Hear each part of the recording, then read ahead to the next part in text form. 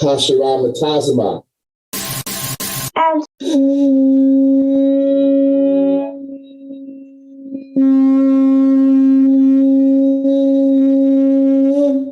wow.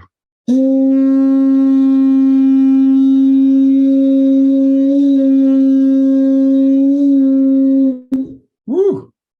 That's the shofar. Hashiramatazama. The Ten Commandments. Ra'a, Yahaya, Raka, Alahayim, Akarayim, Iopinia. No and not have other gods before me. La'a, Thayasha, Laka, Pasa, Wala'a, Thayobadma. No or not thou make graven images to serve them.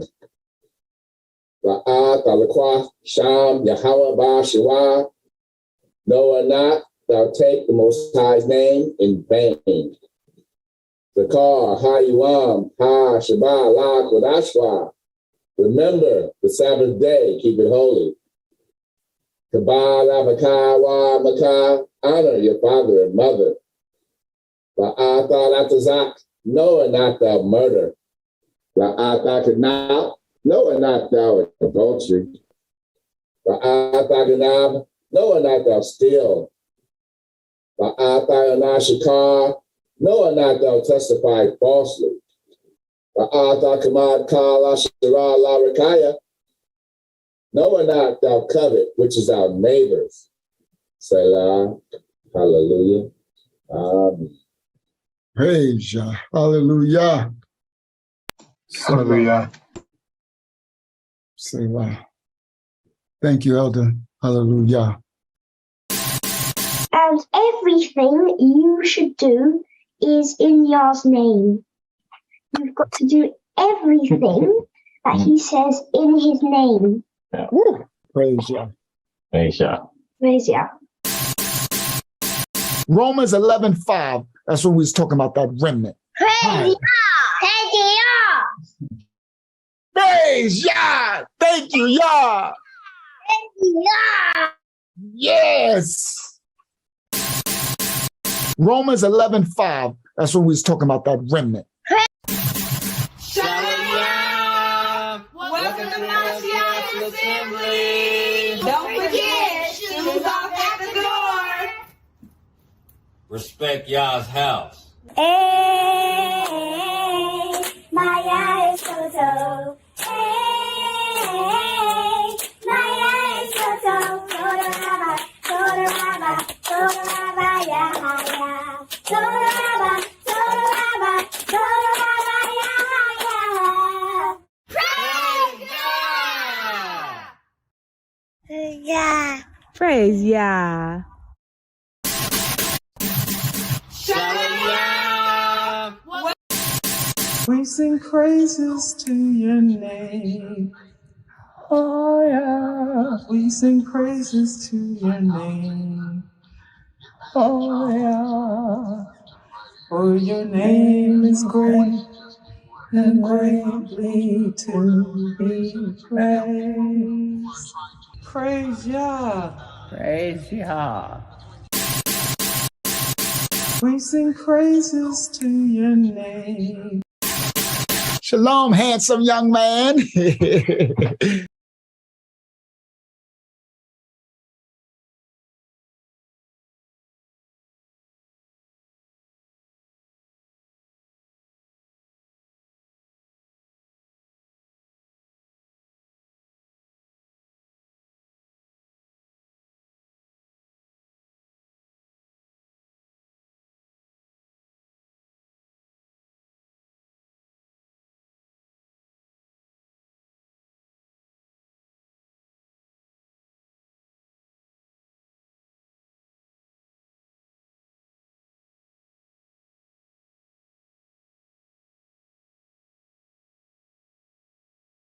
Add to the stage. All right, can y'all hear me now? I don't even know. Yeah, so I'm guessing y'all couldn't hear me before. Can y'all hear me now? I know y'all can see me a little bit. All right, I'm on the screen. All right, give me a second. Let me finish getting myself together. All right, so y'all could hear me. All right, All right. So, blessings to everybody worldwide. Welcome to. Let me get my battle rag together. I'm just getting myself together, getting my life together to come on the screen. Tonight's study is. Hold on. Let me check my mic level. Mic level is kind of low. Let me turn it up a little bit. I'm gonna turn it down a little later. Mic level, mic check. All right, there we go. Because I'm not talking all loud right now. All right. So tonight's lesson, first of all, is Christ Mass Eve, right? It's the eve of this Saturnalia, that's what it is. But, you know, the religious people want to call it Christmas. Ain't had nothing to do with no Messiah, because Messiah ain't got nothing to do with December 25th, but whatever, right? So, tonight, I got a Christ Mass present for you. I got a Christmas present for you. Well, I don't have a present, I have a presentation. Y'all hear that part? I ain't got a present, but I do got a presentation. All right? So, the thumbnail says, hold on, I think I'm ready. I can come on the screen. The thumbnail says, how Uber Coke led Sigmund Freud to Compton, California. Cocaine, crack for Christmas. So Merry Christmas, everybody. I come to give you some info. I come to give you a presentation for Christmas. And this is the cocaine to crack from Sigmund Freud to Compton to New York. Oh yeah, the crack era. This is a crazy. Y'all about to learn some things y'all didn't know. Oh yeah, definitely gonna learn something y'all didn't know. Oh, this cocaine crack history thing go back further than they told us. Yeah. They done gave us ultra perm. Hold on, I could come on the screen now. I think, let me let my brothers and sisters in. Oh yes, one tonight. Invite guests. Y'all gonna learn some things tonight.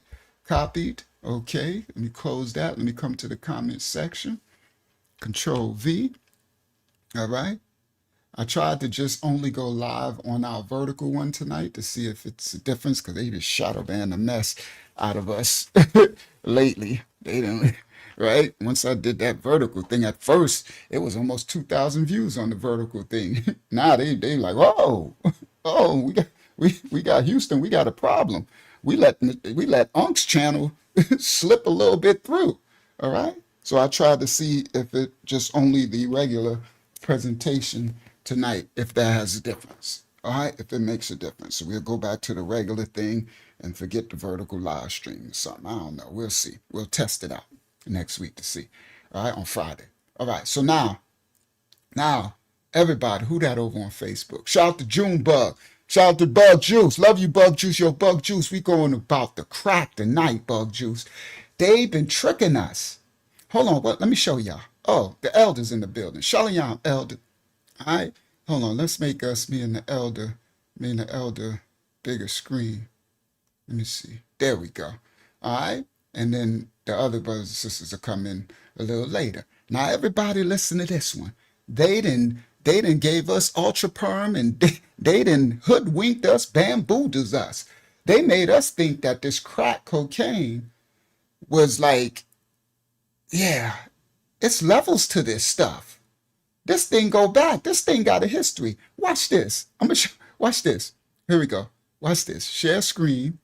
Yeah, y'all know, y'all know I bring receipts. Y'all know. Come on, Bug Juice. Him stay strong, Allen. Y'all know I show receipts, right? So y'all see this one? Everybody, go get your snacks.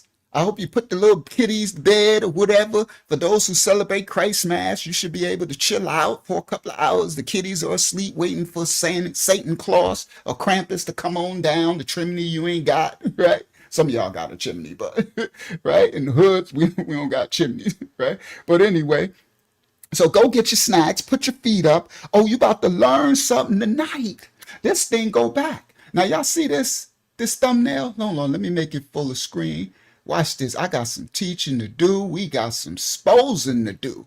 They got some, well, they ain't gonna never explain. I about to say they got some explaining to do, but they ain't gonna never explain nothing to us. They just gonna keep cracking us over the head with more foolishness.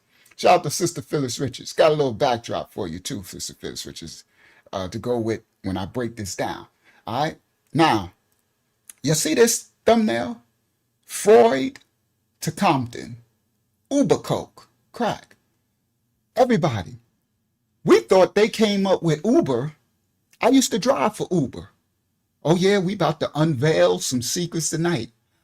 Thought Uber, I know the definition of Uber, meaning like, whatever. I'm doing a very horrible definition, explaining the definition, but expansive, Uber, extra or something, whatever. That's a very horrible definition. But anyway, someone can look it up. But I thought it was a newer word. I didn't know Uber has something to do with cocaine. Emoji, one of those emojis. Shock emoji, insert shock emoji here. Oh, we about to unveil the layers of the onion. Oh yeah, these fools are crazy. They've been doing this stuff to us for a long time. And all this stuff dates back. It dates way back. Oh yeah, they've been diddying us for a long time with this stuff. Flooded this stuff into our neighborhoods, and Uber was related to cocaine way back. Oh, we going there, we gonna show you. I'm gonna show you all the receipts way back. So this title, everything in the title fits. Okay? Uh-huh. The title, Uber, how Uber cocaine led the Sigmund Freud to Compton, cocaine to crack. Merry Christmas, everybody. This is my presentation to you tonight. Oh yeah, come on, y'all. Say it ain't so. Oh, I'm gonna show all the receipts. This gonna be a crazy one tonight. Y'all gonna learn some things tonight. All right. So let me get back to the thumbnail. We got some explaining to do. So look at the thumbnail. So the thumbnail is this dude smoking crack in the 80s. Right? Yeah, that's what they did to us. But this part of the thumbnail is from the 1800s. Uh-huh. Look at, hold on. Look at them. Is they getting they smoke on? Hold on. Look. Is they getting they smoke on? Look at the pipes. See? Hookah pipes. Uh-huh. Yeah, crack. Hold on. I got one for you. Let me show you the original image. I got this from the thumbnail. Watch this. I got it. I got you. I got you. I got you. I got you. Hold on. Stop share. I got you. Share. Oh, Elder back. Okay, they kicked you out. All right. Share screen. Hakiyama must be working. She'll come in later. Sister Shmari, y'all. All right. Y'all don't give no spoiler alerts, everybody. All right, you Hebrews. Don't go start Googling stuff and start putting spoiler alerts in the chat, right? We watching a movie. Don't stand up in the movie theater and be like, this happened. And no, that's just no spoiler alerts, everybody. Let the presentation play out, right? All right, because you have some people run and Google stuff and then come back and write. No, that's why don't be wanting to put all the title stuff in, right? But anyway, all right, no spoiler alerts, guys. All right, share screen. All right, window. But yeah, we going somewhere. Right? Yeah, these Hebrews, y'all know Hebrews will do a spoiler alert in a minute. Hebrews will stand up in the middle of the movie. She kills the, she unalives the dude at the end. All right, so look at this. You see this image? Look at them. They is smoking, open like a smoker, right? They open like a smoker, all right? Come on, hit the like button, please. Look. Uh-huh. These are aristocrats. These are the higher levels of society. Smoking party. Uh-huh. Oh, yeah. Uh-huh. We going somewhere. I just want y'all to see some of the image. All right? Yeah. They getting their smoke on. All right. Stop share. All right? Stop sharing that. Come back. I don't know why I'm whispering, but let's continue. Share screen. Bang, get back to the thumbnail. All right, let me see what y'all see. There you go. The thumbnail looking nice and huge on the screen. There we go. All right, shout out to Bilal in the building over on Facebook. Bilal, they did bamboozle us, push crack all into push the crack stuff. All right, let's get started. Let's get started. I gotta walk this. Oh, that one finished. Let's see. Yeah, is it still? Well, last time it said it didn't finish, but it probably did. Let me check. Let me check the folder, because last time, did it finish? That screenshots go back to tonight 4 folder. Not yet. All right. Well, we'll give it time. All in the Most High will, this backdrop finishes. All right. I got some time before it's time to do that backdrop. So it needs to finish because that's the whole thing. But we'll walk it through. We'll let it give its time to see if it's on the last 6 seconds. But all right. Well, okay. Well, y'all can. We'll have patience. All right. So I can't close that until it finishes. So I'll leave that open for now. All right, so I'll come back to y'all and I'll start my presentation first. All right, I got so many pieces to this puzzle tonight. All right, let me come back to y'all. Bang, let me set my stage. Bang, all right, come back here. All right, so tonight's lesson, how Ubercoke led Sigmund Freud to Compton, right? From Freud to the streets. Family, some histories are hidden not because they're unclear, but because they are too clear. Tonight, we're not telling the story of an accident. What we're telling the story of tonight was an intentional act done on a specific group of people. All right? We're exposing a pattern that begins in the universities of Europe in the 1800s. A pattern that moves through elite medical circles, passes through laboratories, prescriptions, chemistry, and then arrives violently into the streets of what they called Black America in the late 70s and early 80s. Tonight, what you're going to learn is not a myth. It's not a rumor. It's a documented history that was never taught to you honestly. In the late 1800s, cocaine was not feared. It wasn't feared. It was actually celebrated by the Europeans, by the so-called the white folk. Okay? Doctors prescribed it. Pharmaceutical companies marketed it. And the scholars, historians, and what they like to call intellectuals, they praised it. Cocaine. Are we going for a bumpy ride tonight, Dolores Shaw? They praised it, all the scholars and intellectuals.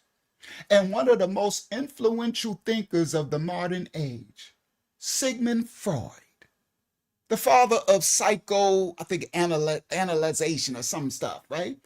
Oh, Sigmund Freud. Sigmund Freud was the #1 promoter of cocaine. Cocaine. The drug was framed as medicine.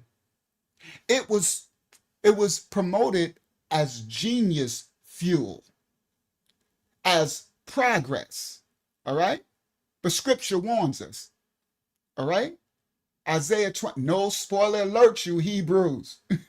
Okay? I know you can't control yourselves. Control yourselves. No spoiler alerts. Yeah, Freud had the original freak offs. Yeah, he did. The original ditties. Okay? That thumbnail's probably a freak off party. All right. The drug was framed as medicine. If you know some of this stuff, just keep it to yourself. All right? Don't spoiler alert for others. All right. The drug was framed as medicine, as genius fuel for their intellect and progress. Isaiah 28:15 says, we have made lies our refuge, and under falsehood have we hid ourselves. Because when deception wears a white coat, it's easier to trust the deception. They did it to us with the Jim Jones jab juice. Had a lot of people take that wicked pharmakeia deception because it came in a white coat. See, as decades passed, cocaine flowed freely through the privileged spaces. Okay? Freely. It was used recreationally, socially, and academically. All right. But when that same substance was chemically altered and repackaged and introduced into the Black communities in the late 1970s and 80s, everything changed. All right.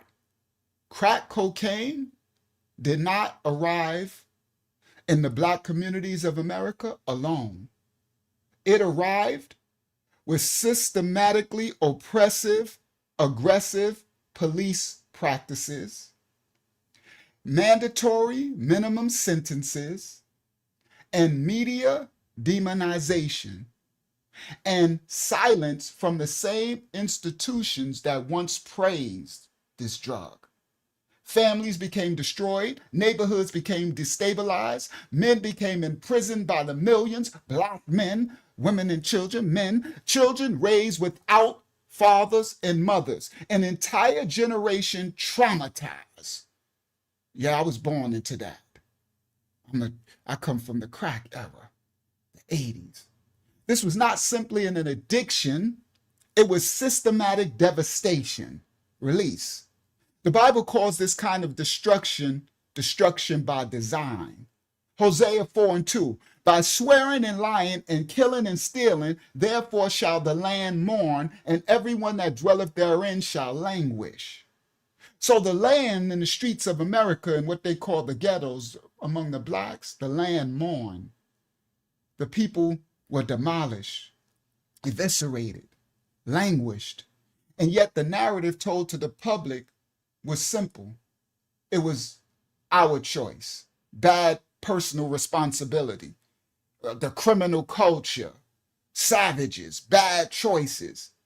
But no one asks why the same drug produced careers in one community, but prison sentence in another community. No one asks how policies followed the profile, how policing followed racial stigmatism, how punishment followed poverty.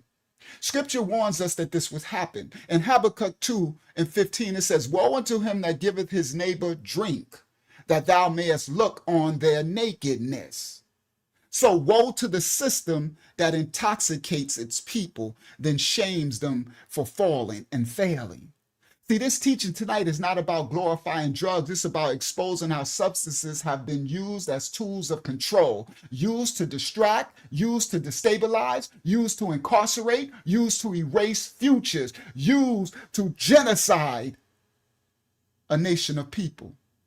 What many now recognize as a virtual genocide, it actually did not begin with just crack. It began with deception, profit, and policy. And the prophetic implications of this is magnifyingly clear. Destruction is often introduced as relief. Bondage is often sold and packaged as actual freedom. Lamentations 4:13 says, they wandered as blind men in the streets so that men could not touch their garments. See, blindness spreads when truth is hidden. So tonight we trace the full arc, the full truth, from Sigmund Freud's endorsement, to the elite's normalization, to inner city devastation, to the prophetic warning written long before any of this happened. This is not accusation, this is exposure. Because healing cannot begin until the truth is faced. And tonight we remember what was erased. We connect what was separated, and we ask the question that history tried to always silence. Who benefited from this? And who was destroyed? All right, let us begin. Let's go. Everybody, I got some receipts, I got some exposing to do, and we gonna break this down tonight. All right, and so there's these dates. 1982 is one, I think 1972 is one, 1977. There's a date, there's these informations out there. It's hard to find. It took me a lot to find this stuff. Matter of fact, I could show y'all. Ooh, I closed the thing. Dag, I closed that because I did another tab because that other tab had too many tabs. I can open it and then copy it. Let me do that. Let me go to history, 28 tabs. Is this the 28 tab one? Yep. Let me do it. So I'm gonna open that. Oh, I could just add it.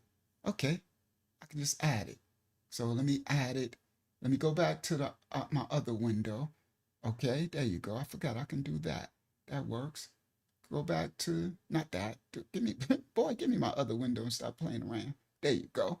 And now go to window, history, 28 tabs, scroll to the bottom, and it's called cocaine smoking from published medication. Click it. Bang. This is how hard this is to find. I'm gonna break something down. I'm gonna show y'all proof and receipts, but it's so hard to find because they cover and hide, right? As they all do as they do always through history. Now watch this. Stop share.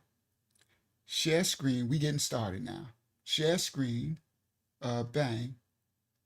You see this? This is. Let me go. Let me see if I can. If I go back, it'll take me back to. No, that took me to my Patreon. All right. So anyway, so this was on the page with all these other in National Library of Medicine publication, right? But look at this one, cocaine smoking, right? I think this one was done in 1972, if I remember. See this one, history of cocaine. See, I can click it. Therapeutic uses for cocaine. See, all of these are available. See. But look at this one. See all these? Now watch this. Look at this one. No abstract available. They took it down. See, I don't be playing. You're going to find out. R.K. Siegel. This is the one. This the one. All right, no, this one's 1982, I think. All right? This the one that exposes, and they took it down off the National Library of Medicine. I said, these slicksters, boy, these dudes ain't playing with this history. But y'all know, Unc, I found it. You know I am. Somebody done told y'all wrong. Somebody done told somebody wrong. You think Unc ain't gonna find it. Unc gonna find it. That's one thing you can say. The Most High gonna allow me to find the whole truth, the truth, nothing but the truth, right? So we got some exposing. All right. So now, y'all remember that one right there, right? Oh, they making that too small. Let me make it full screen. They trying to mess with me. Make it small screen. There you go. Now it's back. All right, I'm working this thing. They ain't gonna mess with me tonight. May the Most High cover and bless this lesson. All right. Now, oh, our thing still ain't export yet, but may the Most High export that for us. All right, here we go. Now I got that up. Okay, so now I'm ready to start. So I'm gonna do copyright disclaimers on effect. I'm gonna show y'all some clips, right, of the history. All right. And then we're going to get into it. But the backdrop didn't export. Oh, that's going to be messy. Oh, y'all willing it exports by the time I finish. Otherwise, I'm going to just have to do it without the backdrop. But it's better with the backdrop because I show the images of what I'm about to teach y'all. But all in the Most High's will. May this backdrop export. It should. It's been a while. It's been almost an hour. All right. So here we go. I'm going to go to copyright disclaimers. All right, let me grab this, right? Let me grab that. All right, let me come to my first clip. It's this one. Let me grab that, make it smaller. There we go. There we go. Copyright disclaimers are in effect for educational purposes only. We don't own rights to the video. For reactionary purposes, we are showing these clips, these videos. First one. All right, share. Full screen. Copyright disclaimers are in effect. Cocaine to crack. All right. What is it? How Uber Coke led Sigmund Freud to Compton. Here we go. Copyright disclaimers. Drug ads from the 1960s and 70s. Let's go. Do it orally with the Gasper, oral or nasal snow ingester. Less than the price. All right. So you see what she just said? Watch this. Drug cocaine ads from the 1960s and 70s. do it orally with the gasper, or do it orally. Y'all see, it's crazy work. These were commercials, okay? Do it orally is crazy work, all right? Now, this is do it orally with the gasper, oral or nasal snow ingester. Snow? Yo, you can't make this up. Cocaine, all right? They had a bulb model for $9.95 and a pocket model for $5.95, all right? On TV. Snow, sniff cocaine. Okay, all right. Let's continue, right? In 60s and 70s. Let's go. Do it orally with the gasper, oral or nasal snow ingester. Less than the price of 2 grams. You may never buy a bad gram again. Introducing Hot Box. Use a mirror to shave, but for truly exquisite snorting, the Frost Aid Kit. All right. I just wanted to let her crazy self do that. Now let's see what they promoting. Less than the price of 2 grams. You may never buy less than the price of 2. All right, let me see if I can make it full screen. Look at the ad. For less than the price of 2 grams, you may never buy a bad gram again. Introducing Hot Box. These were commercials, guys, on TV in the 70s. Hot Box, keep your coat nice and clean. That's crazy work. These are actual commercials, okay? For some of the elders, they remember these. Here go another one. Look at this one. Introducing Hot Box. Use a mirror. Use a mirror to shave, but for the truly exquisite snorting, the Frost Aid Kit. The stone alone is worth the price. Offers 2 sizes. Frost Aid, P.O. Box, something, Southern Gate, California. A kit, what did I say? Something, create my something. Wow. Okay. To shave, but for truly exquisite snorting, the Frost Aid Kit. She crazy. Drug it. All right. So we ain't stopped. Hold on. We going somewhere. We going somewhere. Y'all just hold on. Okay. Now let's up. Next commercial. Copyright disclaimers are in effect for reactionary and educational purposes only. Share this tab instead. For everybody that remember, y'all remember? Some of y'all like this. Coca-Cola. Y'all remember this? Coca-Cola? Coca-Cola name come cocaine was in the drink. All right? Yeah, cocaine cola is what it was. Okay? So they took it out, the cocaine later. People was getting high off their Coca-Cola. Okay? Share this tab instead. Full screen. Copyright disclaimers for reactionary purposes. Why are there not more people talking about Coca-Cola's wild past? It used to have real cocaine. Back in the late 1800s, Coca-Cola was more than just a fizzy refreshment. It actually contained about 9 milligrams of cocaine per serving. Originally created as a medicinal tonic, it was marketed to help with headaches and fatigue. The cocaine was removed by 1929, but the name? It stuck around. So, Coca-Cola was originally produced as a medicinal tonic. All right? So y'all see all this? Bed bug killer, rat mice killer, indelible ink, jam roll. All right? But listen. Originally created as a medicinal tonic, it was marketed to help with headaches and fatigue. The cocaine was removed by 1929. So it would help with headache and fatigue because cocaine is a stimulant. So if you tired, drink some Coca-Cola, cocaine cola. And it'll help you with your fatigue. You won't get a headache because you be wired. You understand? You high. Okay? We going somewhere. It's about to get deep in a minute. All right? Here we go. But the name? By 1929, but the name? Headaches and fatigue. Originally created as a medicinal tonic, it was marketed to help with headaches and fatigue. The cocaine was removed by 1929, but the name? It stuck around. Next time you take a sip, remember its wild origins. All right. That was one clip. Next clip. Copyright disclaimers are in effect. We going somewhere. Shout out Sister Kelly Perry. All right? Yeah, now you can clean your battery, acid. You can clean rust and stain. You can clean silver. And people still drinking it. I'm like, bro, don't drink that stuff, guys. That stuff is crazy. These people nuts. These people that they call colonizers, I call them criminals or enslavers. These people are nuts. All right? These people crazy. That's the ones who all right, we going somewhere. Let me continue. Let's continue. All right. Now, hold on. Let me get my life together. All right, there we go.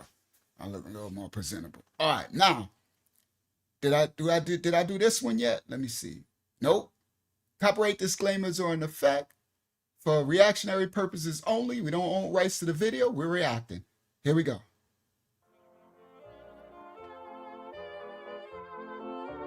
The good old days.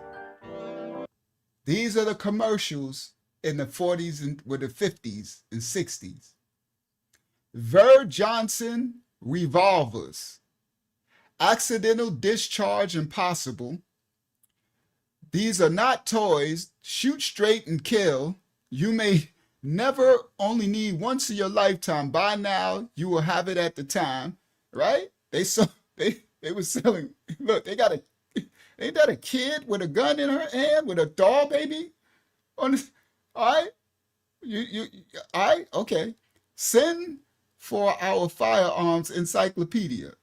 Now they got children. You see? All right, let's continue. Shout out to Rohan. The best hairdressing cocaine. Yeah, that's a child loading a handgun. Oh, okay, with a doll baby next to her. All right, and they got the other KILL word in the ad and everything. Accidental discharge is impossible. Absolutely safe. The Johnson revolver, absolutely safe. This reminds me of the Jim Joe's jab juice. That's why I'm doing it. Shout out to Softly Sowing Seeds. All right, here we go. Watch this. Next one. The best hairdressing cocaine. It kills dandruff, promotes the growth of the hair, cures scald head, and all irritation of the scalp. Joseph Burnett. Cocaine hairdressing. Everybody listen clear, because we going somewhere, Dolores Yah. We going somewhere. Because they push this drug into alcohol. You understand? This is the ultra perm. Come on, y'all.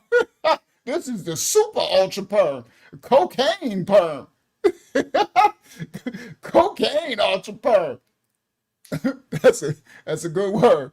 All right, let's continue with the next one. The next one is, hold on. What's this? More doctors smoke Camels than any other cigarette. So now I'm just showing you the ads. When they was first promoting cigarette smoke, cyanide, right? Nicotine, they was like doctors smoke. More doctors smoke cigarettes, smoke Camels than any other cigarette. All right? So I'm just showing you that these ads was promoting all of these harmful poisons and toxins on us. All right? Let's continue. It's another ad. Heroin. Oh, yeah, I'm not playing.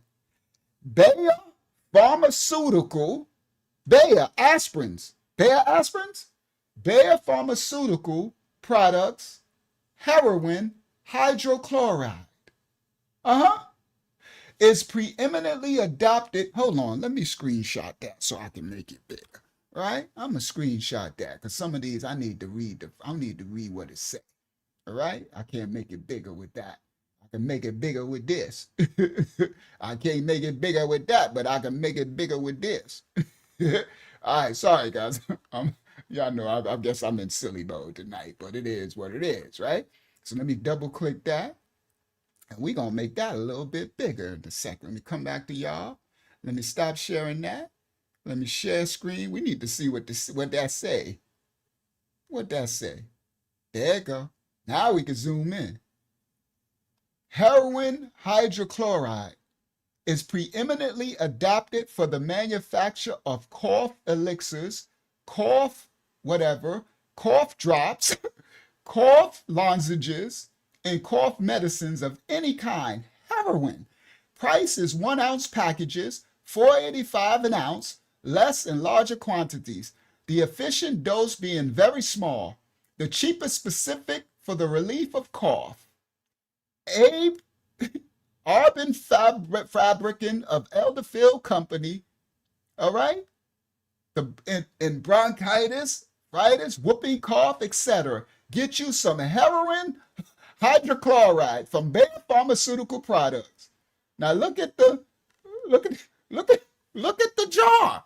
You can't make this up. Heroin. Bayer and Company. Yeah. We still going somewhere. Who that over on Facebook? Shout out to my Yaha over there on Facebook. All right? We still going somewhere. All right? Merry Christmas, everybody. Your presentation. Okay?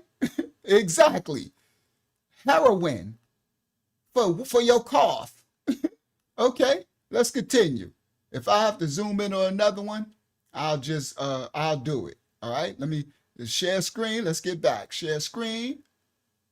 Which one I'm on? This one. Share. All right, let's go to the next ad. The next ad. The hairdressing cocaine. Shave yourself. Do y'all see what they promoting?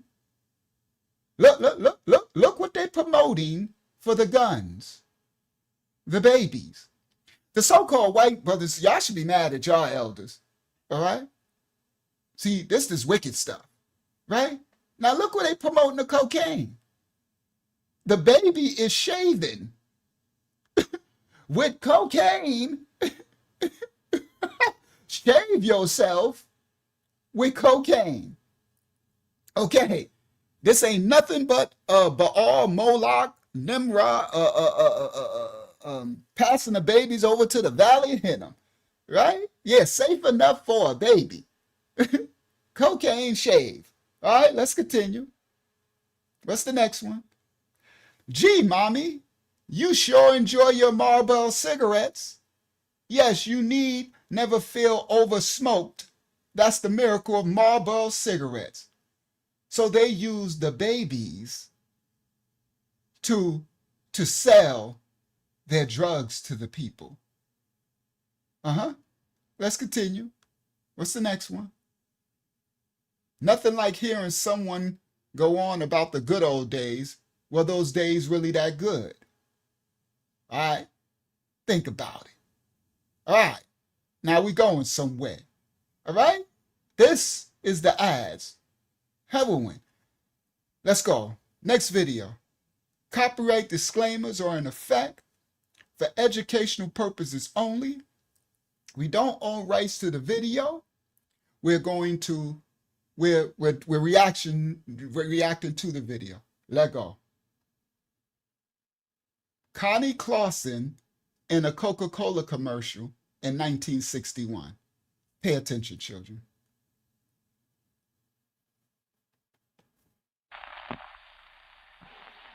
You know, this was me 5 years ago, and it's still me.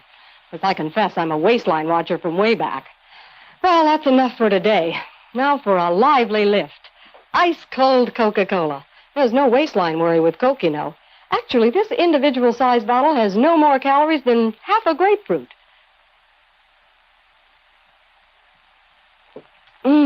Another thing, the cold, crisp taste of Coke is so satisfying, it keeps me from eating something else that might really add those pounds. Coke's a natural. Coca-Cola. Drink it. No more calories than the grapefruit. If you drink it, you don't have to worry about your waistline. You know why? Because it will ruin your appetite. You won't eat. You're going to be high on Coke. Listen to the ad set. Well, that's enough for today. Now for a lively lift. She said, I usually worry about my waistline, but now I'm drinking this cocaine. I ain't got to worry about gaining weight Listen, she said, now for a lively lift. A lift up. Cocaine is an uplifter, it's a stimulant, it's a what's the name? Okay? Okay? Now for a lively lift, she about to drink her cocaine. And it's still me. As I confess, I'm a waistline watcher from way back. Well, that's enough for today. Now for a lively lift. Ice-cold Coca-Cola. There's no waistline worry with Coke, you know. Actually, this individual-sized bottle has no more calories than half a grapefruit. Yeah, it's just like, there's no better, that's half a grapefruit.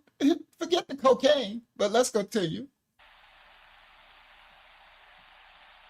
Another thing, the cold, crisp taste of Coke is so satisfying, it keeps me from eating something else that might really add those pounds. Coke's a natural, wholesome blending of pure food flavors. I guess that's why everyone likes the refreshing new feeling you get, only from not-too-sweet Coca-Cola. And no wonder. Lively, lifty Coca-Cola provides a welcome bit of quick energy between meals. Lively, lifting Coca-Cola gives you a burst of energy between meals. Yo, you can't make this up. They're over there drinking cocaine, talking about you get a burst of energy between meals. Lively lifting. Yeah, you is getting a burst of energy. Let's continue. Lively, lifty Coca-Cola provides a welcome bit of quick energy between meals. Makes for a pleasant pause in a busy day. Oh, and remember, Coke is low in calories, too. Say, now, don't you get any thinner. Coke is low on calories, too. Don't you get any thinner? Because they losing weight. They sit up there, Coke heads, drinking this drug, they liquid cocaine, and they losing weight. Okay? All right. Let's do another one. Come on, backdrop. Come on. Y'all, if it's in your will, please let this backdrop finish, because I'm about ready to do my presentation now. And it didn't stop yet. I don't know why, bro. That's not okay. It should have did it. It should have did it. Oh man. Okay, let me see. It should have did it, because I'm almost ready to get going. And it's still saying 6 seconds. I don't know why it does that. Why is it frozen? Come on, bro. Come on. All right. All right, well, I'm gonna have to do it without the backdrop. I really need it though, because I need to show y'all the images of the history of what I'm about to break down. So maybe I should try to export it off the regular way, off my Premiere Pro at the same time. So just in case, that might work when the other one didn't. So let me do it. Let me do Control M, and then let me say cocaine backdrop, cocaine backdrop 2. And then I'm not going to send the media coder. I'm going to just export straight from here. Export. It's rendering. And let's just see. Well, maybe that might work. Encoding. All right. So we're just going to let that do whatever it does. It's not too long, and there was no audio. It shouldn't even be a problem, but it is what it is, right? Spiritual warfare. So let's get back. All right. Hopefully it completes. All right. Now, let me come back to y'all. Right. So the next ad. Copyright disclaimers are in effect. We don't own rights to the video for reactionary purposes only. All right. Now, let me come back. Where is it? This one. Once legal cocaine and heroin products from the 1880s to the 1920s. All right, let's continue.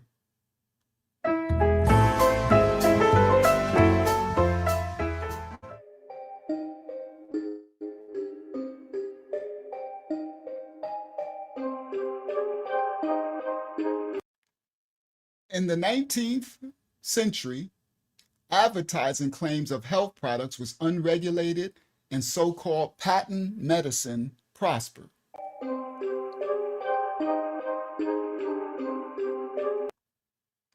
Mrs. Winslow's soothing syrup, children teething, soothing syrup for children's teething. Giving it to these babies. What's in it?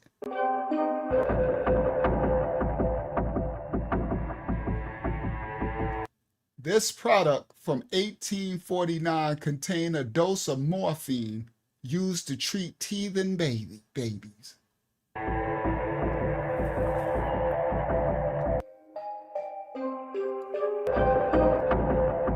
It contained morphine and was marketed towards children.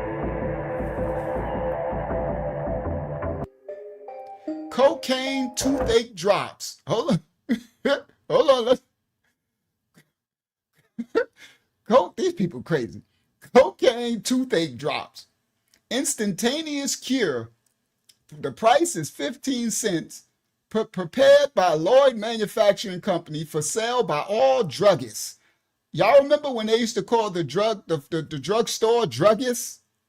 See, some of y'all younger brothers and sisters don't remember that. Us elders. They used to call what you now call the drugstore. What do they call that? You know, they got it at Walgreens, the pharmacy. It used to be called the drugstore, and the pharmacists used to be called the druggists. Everybody, that was the terminology in America back in the 70s, probably the early 80s too, okay? When I grew up, the druggists, all right? See?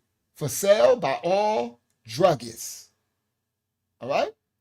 All right. Cocaine toothache drops. It's crazy work. All right, let's continue.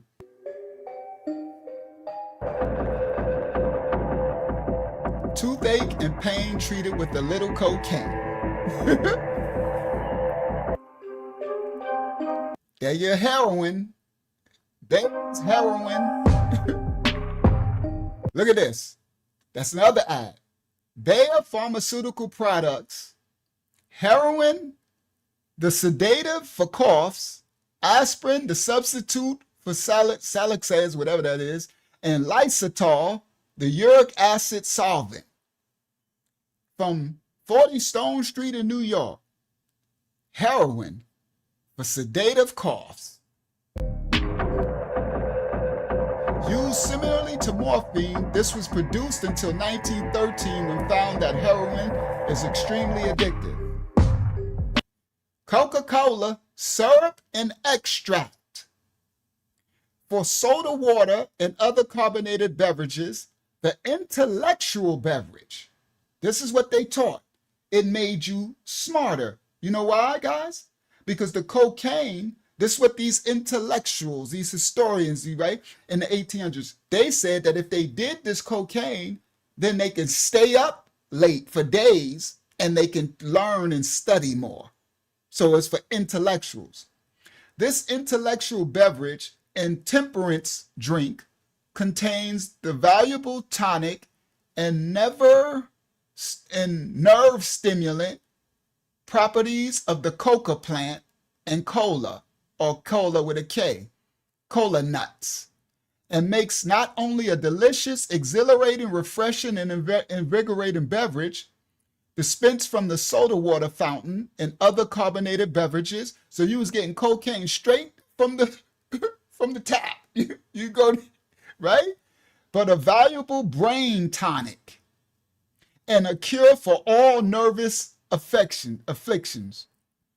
Sick, headache, neuralgia, hypersomnia, melancholy, etc.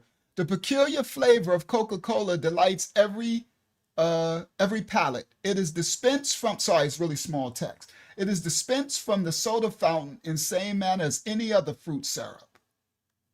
Cocaine, Atlanta, Georgia. For soda, listen, the intellectual beverage. For temperance drink, this drink contains the valuable tonic nerve stimulant of the coca plant. All right.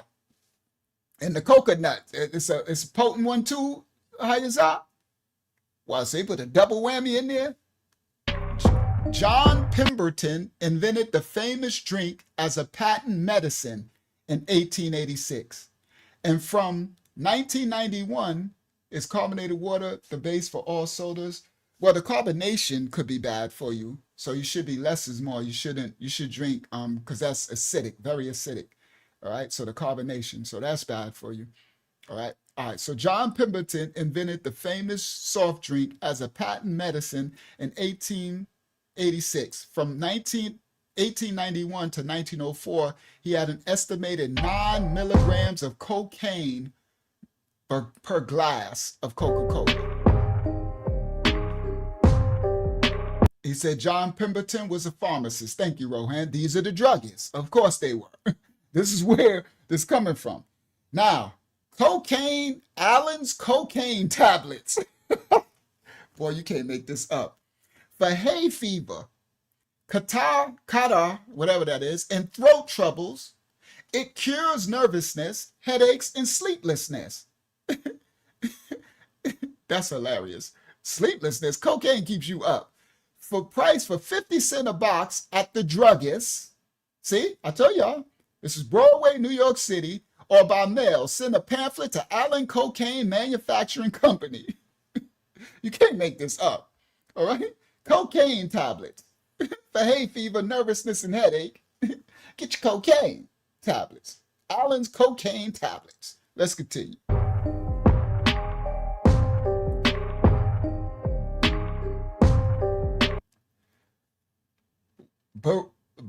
Hold on, let me make this fuller screen. Maybe I can see it better.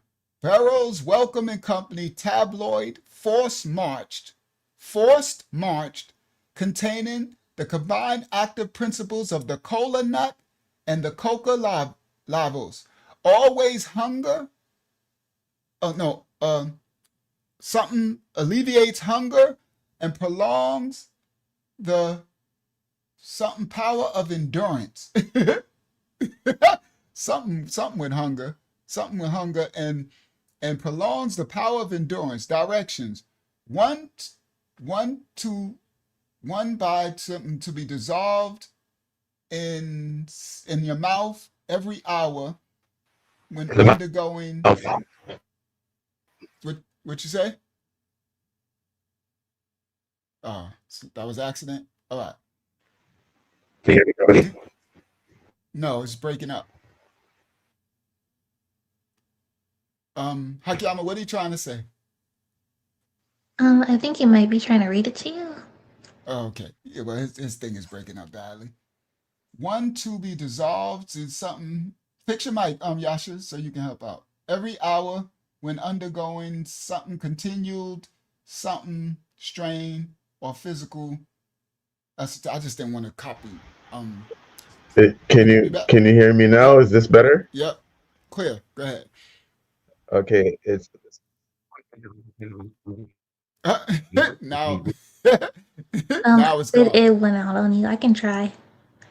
Go ahead, Hakiyama. Okay, it says forced march, containing the combined active principles of cola nuts and coca leaves, allays hunger, and prolongs the power of endurance.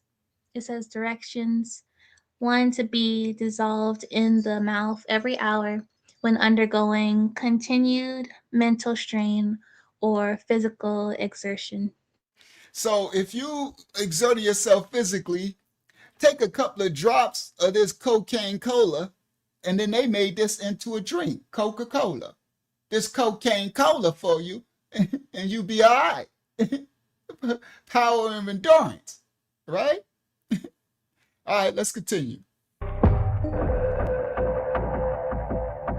Forced march cocaine tablets. This medicine was taken by Ernest Shackleton in 1909 during his expedition to Antarctica and was also used in World War I. They was giving these to the soldiers. Makes sense. Misleading claims and undisclosed ingredients lists were the norm. Now known to contain cocaine, opium, morphine, alcohol, and other intoxicants or toxins. Heroin too, as we know now, right?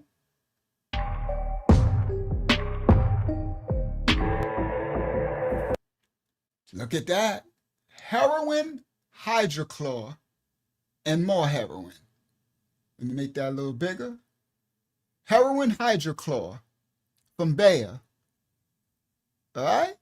And this one, heroin hydrochlor, the name of the hydrochloride of such and such of heroin identifies whatever, whatever. This is crazy work.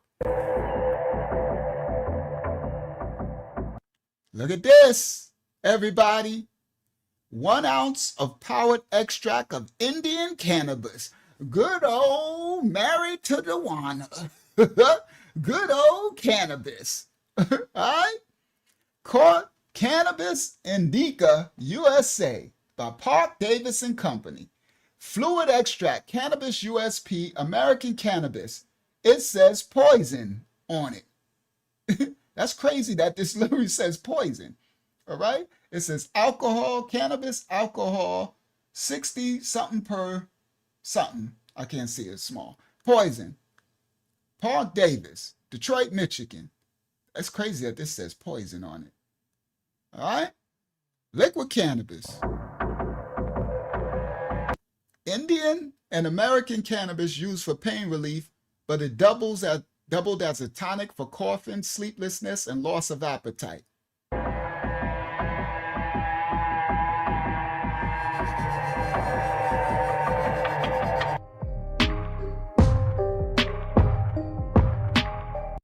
Morphine became the magic wand of doctors in the 1870s, making painful symptoms temporarily go away.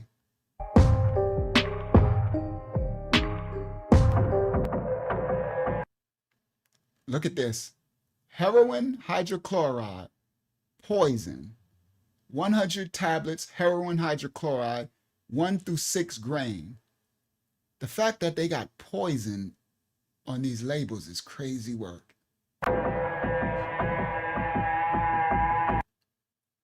The Allenbury's throat pastilles, menthol, eucalyptus, and cocaine. Boy, cocaine was not playing. They was not playing with a little bit of cocaine. Rick James ain't have nothing on these white people. These Europeans crazy. Cocaine, they wasn't playing with some cocaine. They said, ain't nothing wrong in the rain with a little bit of cocaine. Okay? All right. Let's continue.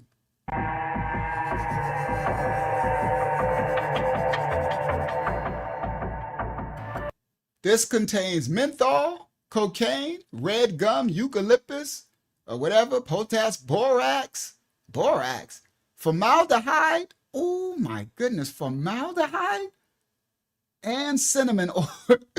We might as well throw a little cinnamon and eucalyptus in there, right? Why not? Maybe make it smell good or something. According to the Herb Museum of Vancouver, these people crazy work. That's why these people are so nuts, all right? Heroin hydrochloride and Allenbury's throat pastilles, menthol, eucalyptus, and cocaine. What it says, may be taken every 4 to 6 hours if required. Every 4 to 6 hours, get you a big old dose of formaldehyde, cocaine, and borax. That's with a little bit of eucalyptus and cinnamon.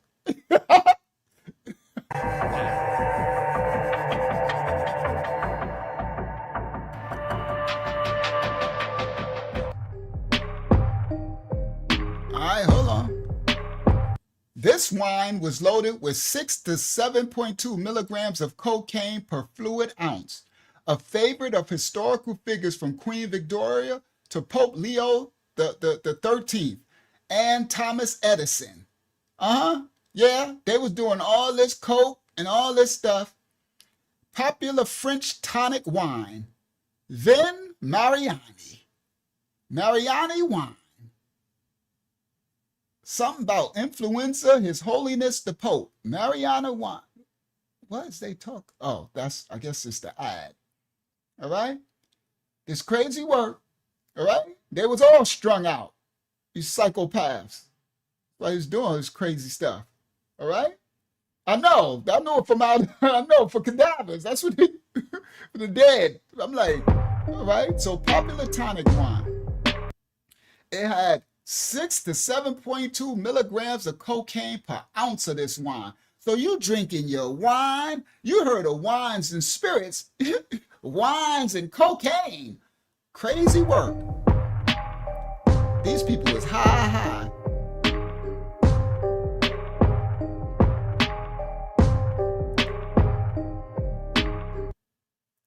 A lot of the vintage ads for these now illegal drugs are amazing pieces of drug advertising, enticing people to take whatever it was they were selling, whether it's opium or a fistful of barbiturates. They just did it again with that Jim Jones juice. Yeah, they did. It was not tested. It was illegal, all that, and they had the masses. All right, let's continue. Yeah, totally strung out their mind. So Hayazak, you said they embalm you while you still alive.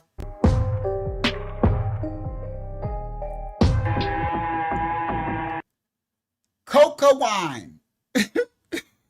I know y'all like, this is crazy. Like, this got, you got to be kidding me, Coca wine from Theodore Metcalf and Company. Theodore Metcalf's Coca wine. All right, hold on. Let me see. Do I want to see what it says? We might as well. Let me screenshot it. Let's see what this says. That'll give me a time for my backdrop. The other one seems like it's working. The first one ain't working, but hopefully the other one could finish by the time we finish. Because the one from Media Encoder don't want to work for some reason. But the Premiere one seemed like it's moving right along. That'll be a blessing. All right, so now, let me come back to y'all. Let me, where to stop share screen, window. Oh, I got to double click it. Open up that one, double click. Let's look at this bottle. Let's see what does say this bottle. Share. All right. There we go. Let me make it a little bigger. Oh, it don't matter. I'm going to just make it bigger right here. All right. Coca wine. Metcalf's Coca wine has been used by the medical profession many years and is acknowledged as the most reliable preparation of its class. Its use has extended from special to general practice and it is now a worldwide reputation. Physicians have found this to be a palatable, diffusible, stimulating tonic, sustaining life by retarding waste, removing fatigue, and restoring and improving your appetite. Metcalf's Coca wine has been found useful for children. I know, right? They giving cocaine wine to children. That's why these them people was over there doing those crazy stuff to us. It's been found useful for children, elderly people, and convalescents as the stimulation produced by a medium dose is slow and sustained and indifferent and is different from the excitation produced by any other wine. Coca wine. Cocaine wine. You can't make this up. These people are really crazy. These are the most wicked people. All right, share screen. Let's continue. Theodore Metcalf's Coca wine. Give it to the kids. Good for the children. That's what they say. Dr. Miles Nervine. Liquid and effervescent tablets.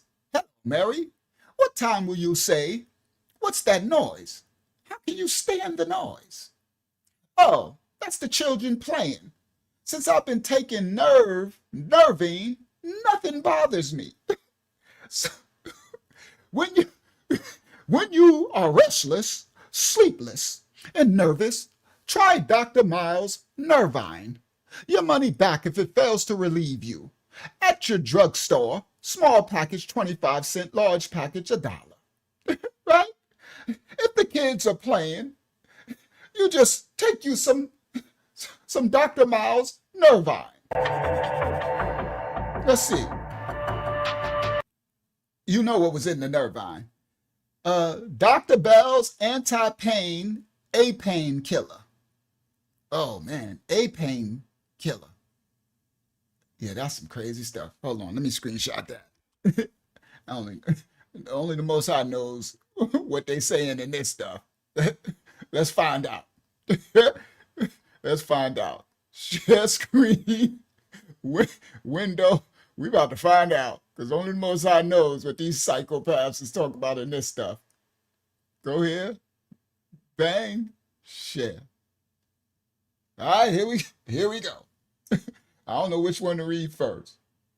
Let's do this one. Dr. Bell's anti-painkiller, Dr. Bell's a painkiller, contains 88% alcohol, BTS chloroform. Chloroform? Opium? Is that opium? And something drops of per ounce. Of course, I guess it will knock out your pain. For cuts, burns, wounds, sprains, rheumatism, toothaches, neuralgia, cramps, colic. Babies that have colic, give them this opium chloroform and 88% out. This is crazy. Sore throat and swelling. Look at this bottle. All right, let's see. Dr. Bell's anti-pain, a painkiller. Carefully read booklet around this bottle for full directions. Internally, and for colic, flux, diarrhea, persons over 10 years old, take 1 teaspoonful between 6 and 19 years old, take something teaspoonful. Infants, take 2 to something, I guess, drops. In every case, it should be taken in 10 times as much water every hour or until relieved. They giving it to infants. Externally, for rheumatism, neuralgia, headache, toothache, earache, what is that cataract? Use according to directions given in the booklet. Every bottle is guaranteed to unalive you. This is crazy. They giving this stuff to babies. Dr. Bell's. For diarrhea, colic, chorea, morbus, cramps, pains, flux, blood something. Discharges. It corrects the disorder by removing the cause. It is something. Use of this remedy, danger of clogging the bowels and bringing on fever, and spray and something else is avoided. All right. Wow. This is crazy stuff. These people are really crazy. All right. Share screen. So it's good that this is taking longer than I thought. Maybe that's the Most High helping me out here. All right. No. Go to Chrome tab. There we go. Share. All right. Because hopefully by the time we finish the other video, the backdrop will be finished. Alcohol and chloroform used to cure ailments. Chloroform, that's crazy. All right, so that was that video. Crazy work. Copyright disclaimers are in effect for educational purposes only. Where's my, hold on, where's my, oh, I didn't pull it in. Hold on, let me pull that in. I missed one. I didn't pull it in. I'm going to show that one. Where is it? Coke. Oh, did I not export it? I think it's this one. Let me click. I said, wow. Double click. I think it's this one. Give me a second. Would you like me to no. read?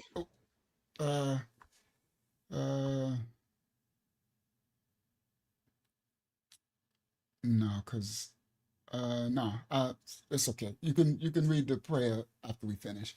You can close this out with the prayer. All right. So I didn't pull it in. I can't pull it in now because I'm exporting the other thing. So I can't even export it. So it should have, I thought I did it, but it's all right. So we'll do that, I guess, after. But that was the one of the modern time. All right. This one says 4. Let me double click this. What is this one? This might be it right here. Let's see. This one says 4. Press play.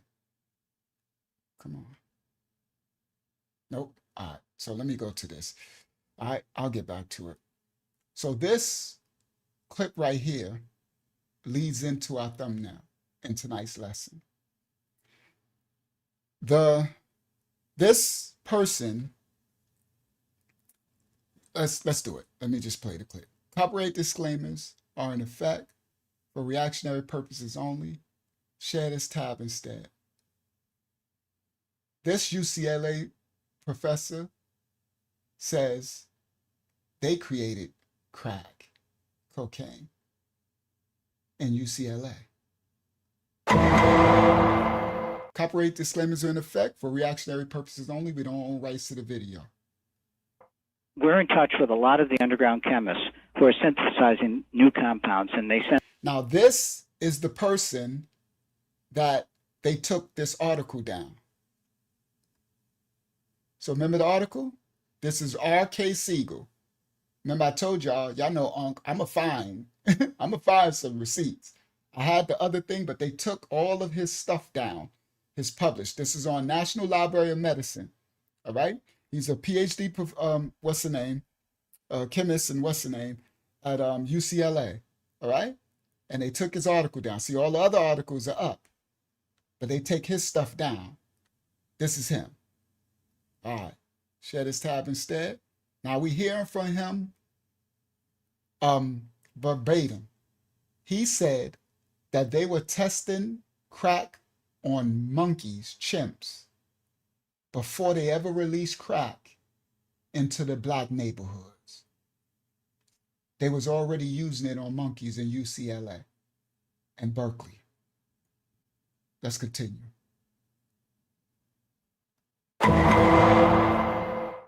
We're in touch with a lot of the underground chemists who are synthesizing new compounds, and they send a lot of them to us for testing.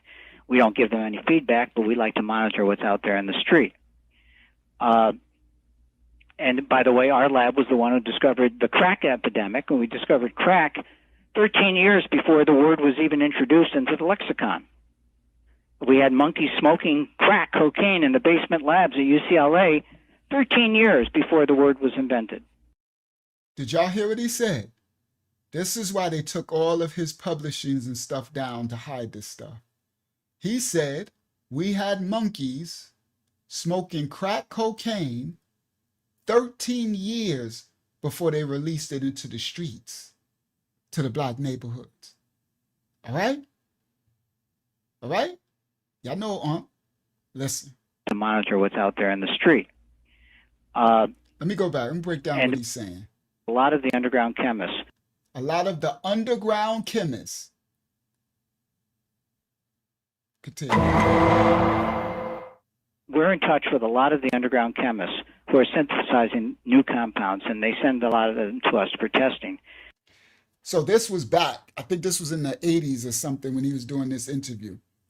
He said they were in touch with a lot of the underground chemists who are synthesizing and making these pharmakeia sorcery products, okay? And this is UCLA University, okay? Synthesizing new compounds, and they send a lot of them to us for testing. And they send a lot of them to the university to test. Underground chemists, we don't give them any feedback, but we like to monitor what's out there in the street. We don't give any feedback, but we like to monitor what's out there in the street. And by the way, our lab was the one who discovered the crack epidemic. And by the way, our lab is the one who discovered the crack epidemic. But before it was freebase. All right? We're going to break this down. We're going somewhere. It's going to be good in a second. All right? It's going to get really good. Most High willing, this thing finish exporting.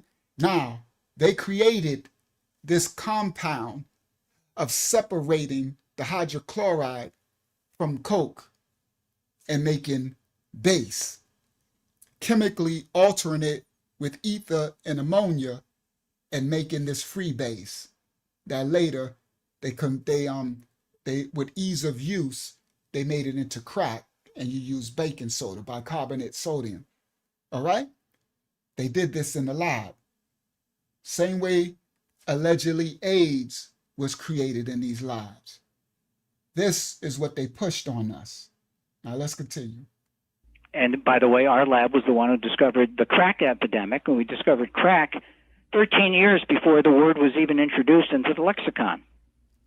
We had monkeys smoking crack cocaine in the basement labs at UCLA 13 years before the word was invented, because we knew it was coming, and we wanted. They said because we knew it was coming. Do y'all hear what he says? Okay? Because we knew it was coming. Because we labs at UCLA. So they had these monkeys smoking this crack in the basement labs of UCLA 13 years before they released it to the streets because they knew it was coming. So how? Who were they funded by? Yeah. Y'all better understand.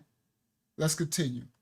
13 years before the word was invented, because we knew it was coming, and we wanted to make sure that we understood everything. We're working on the next ones already. Drugs that are out there now on the street that are not illegal. We're working on the next one already. Now you got your fentanyl. You got your K2. You got all these other, All right? Come on. The college into its original crack house. Come on. We going somewhere. Not illegal. That people are looking at that are not legal. Not the next ones already. Understood everything. Wanted to make sure that we understood everything. We're working on the next ones already. Drugs that are out there now on the street that are not illegal, that people are looking at. And again, you're at UCLA? Yes. Yeah. Just to let listeners know, where you're speaking from. He's at UCLA. They're now on the street that are not illegal. All right. Now that's that's the UCLA professor. That's the one that they hired, R.K. Siegel. All right. I was actually able to find the actual clip before all stuff is taken down. They're trying to wipe all his interviews and all his stuff. All right? All right? Yep, meth, all of that. Come on, fentanyl, meth, all of that. He said the others are coming. All right? Now, he said they created this in a lab before it was even before the world even knew what was coming, before we knew what was coming for us. They already had it, all right? My thing didn't finish yet, but I got to get started, all right? So I'm going to get started without my backdrop, and it is what it is. Whenever it finishes, if it does, then I'll use it. If it don't, then I'll just teach it without the backdrop. I apologize. Sometimes it just doesn't work the way I want it. It's sitting here, been 2 hours that it's been trying to, it should have just finished. It's not even that long to be taking that long. The other one that I just started, it says it's about 94%. So that went kind of fast. Hopefully that works. Hopefully one of them will work. All right, now, but I got to get started. All right, because it's already 10:47. Now, so I'm going to get started without the backdrop for now. So I'm going to just put up my, because I have a video backdrop. I'm going to put up my thumbnail as I go into it. Share screen. Now we about to teach. Y'all about to learn all this. Now we about to get to the kid and caboodle of it all. You heard?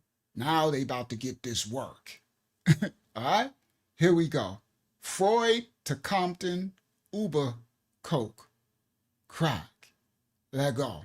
Children of the Most High. All right. In 1982, a USC Berkeley chemistry majors. So when it was hard to me to pull all this stuff up because now they got like AI and all this stuff trying to stop you from saying, no, that's not real evidence and everything. So I got to like battle. It's hard to get this information, right? But I grabbed as much as I can get. So these are some of the pieces I was able to grab. USC Berkeley chemistry majors developed freebase. Some say it was 1972, 82. So these are some of the dates that be kind of conflicting when you try to pull it up. But the consensus is that in UCLA and UC Berkeley, this is where they developed freebase before they pushed it into California streets, the freebase. Okay, this before crack. Before crack, it was freebase. All right, and they used to have to use ethyl and ammonia. All right, it's a chemist experiment. Now, and UC Berkeley chemistry majors developed freebase. I found two prominent write-ups that repeat the same idea. One is from the Stanford Ethics in Society interview. It was an article. It says 60 years later, chemistry majors at UC Berkeley developed a pure, smokable form of cocaine called freebase. That's from the Stanford Ethics Society. All right. I found this article, right? Now, the note of 60 years later is tied to the line referencing a 1922 ban. So, in that ban, the 1922 plus 60 becomes the year of 1982, because there's key numbers throughout this. What I'm trying to explain to y'all is when I was going on my scholarship research of it, there are key dates that kept popping up. 1982, 1922, 1972 is certain things. So as I'm doing the scholarship, I'm putting it together and things keep popping up. So in the Stanford Ethics Society, it talked about 60 years later about chemistry majors at Berkeley developing a pure smokable form of cocaine called freebase. And I tied in the 60 years later is tied to the reference of the 1922 that kept coming up, a ban on these products, all right? Now, if you add 1922 and 60, you get 1982, a narrative round number, right?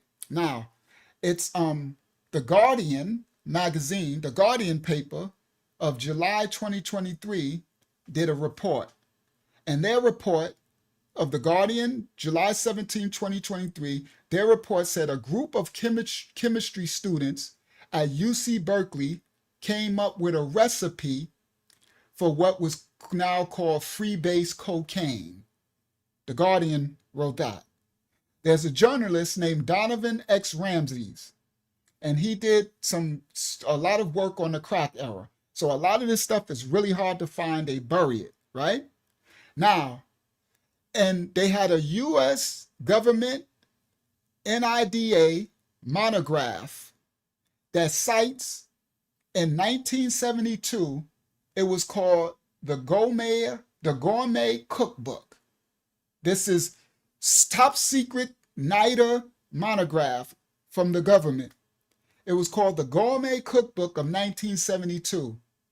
In it, it references, while it discusses changing routes of cocaine use and the different methodologies of deconstructing cocaine to create other uses.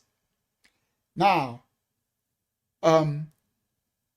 Perez Reyes of 1982, he made a controlled clinical paper called Freebase Cocaine Smoking.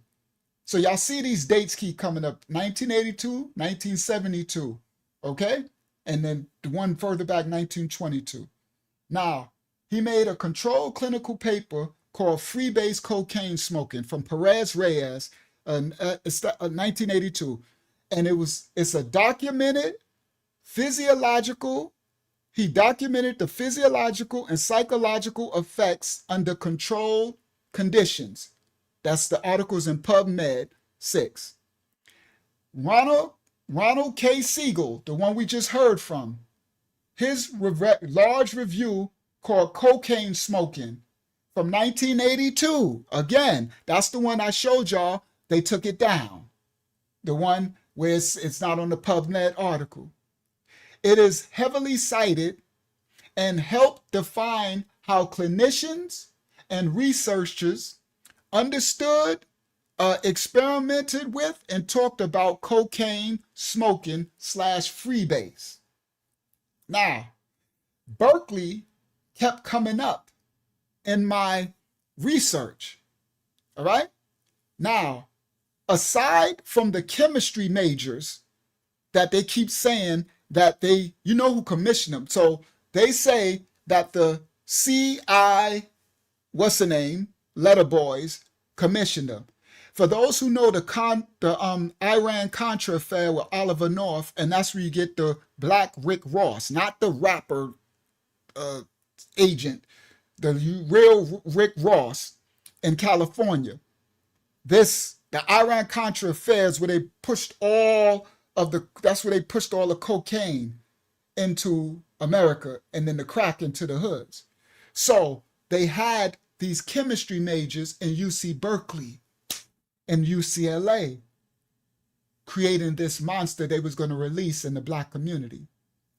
Now, this is my study, my research, aside from the chemistry majors that kept coming up, the Berkeley Bay Area infrastructure kept showing in historical record as a place where all of the drug information and experimentation was circulated at. In the Bay Area, Berkeley, it would make sense because that's where the Black Panthers, that's where the revolution, that's where, okay?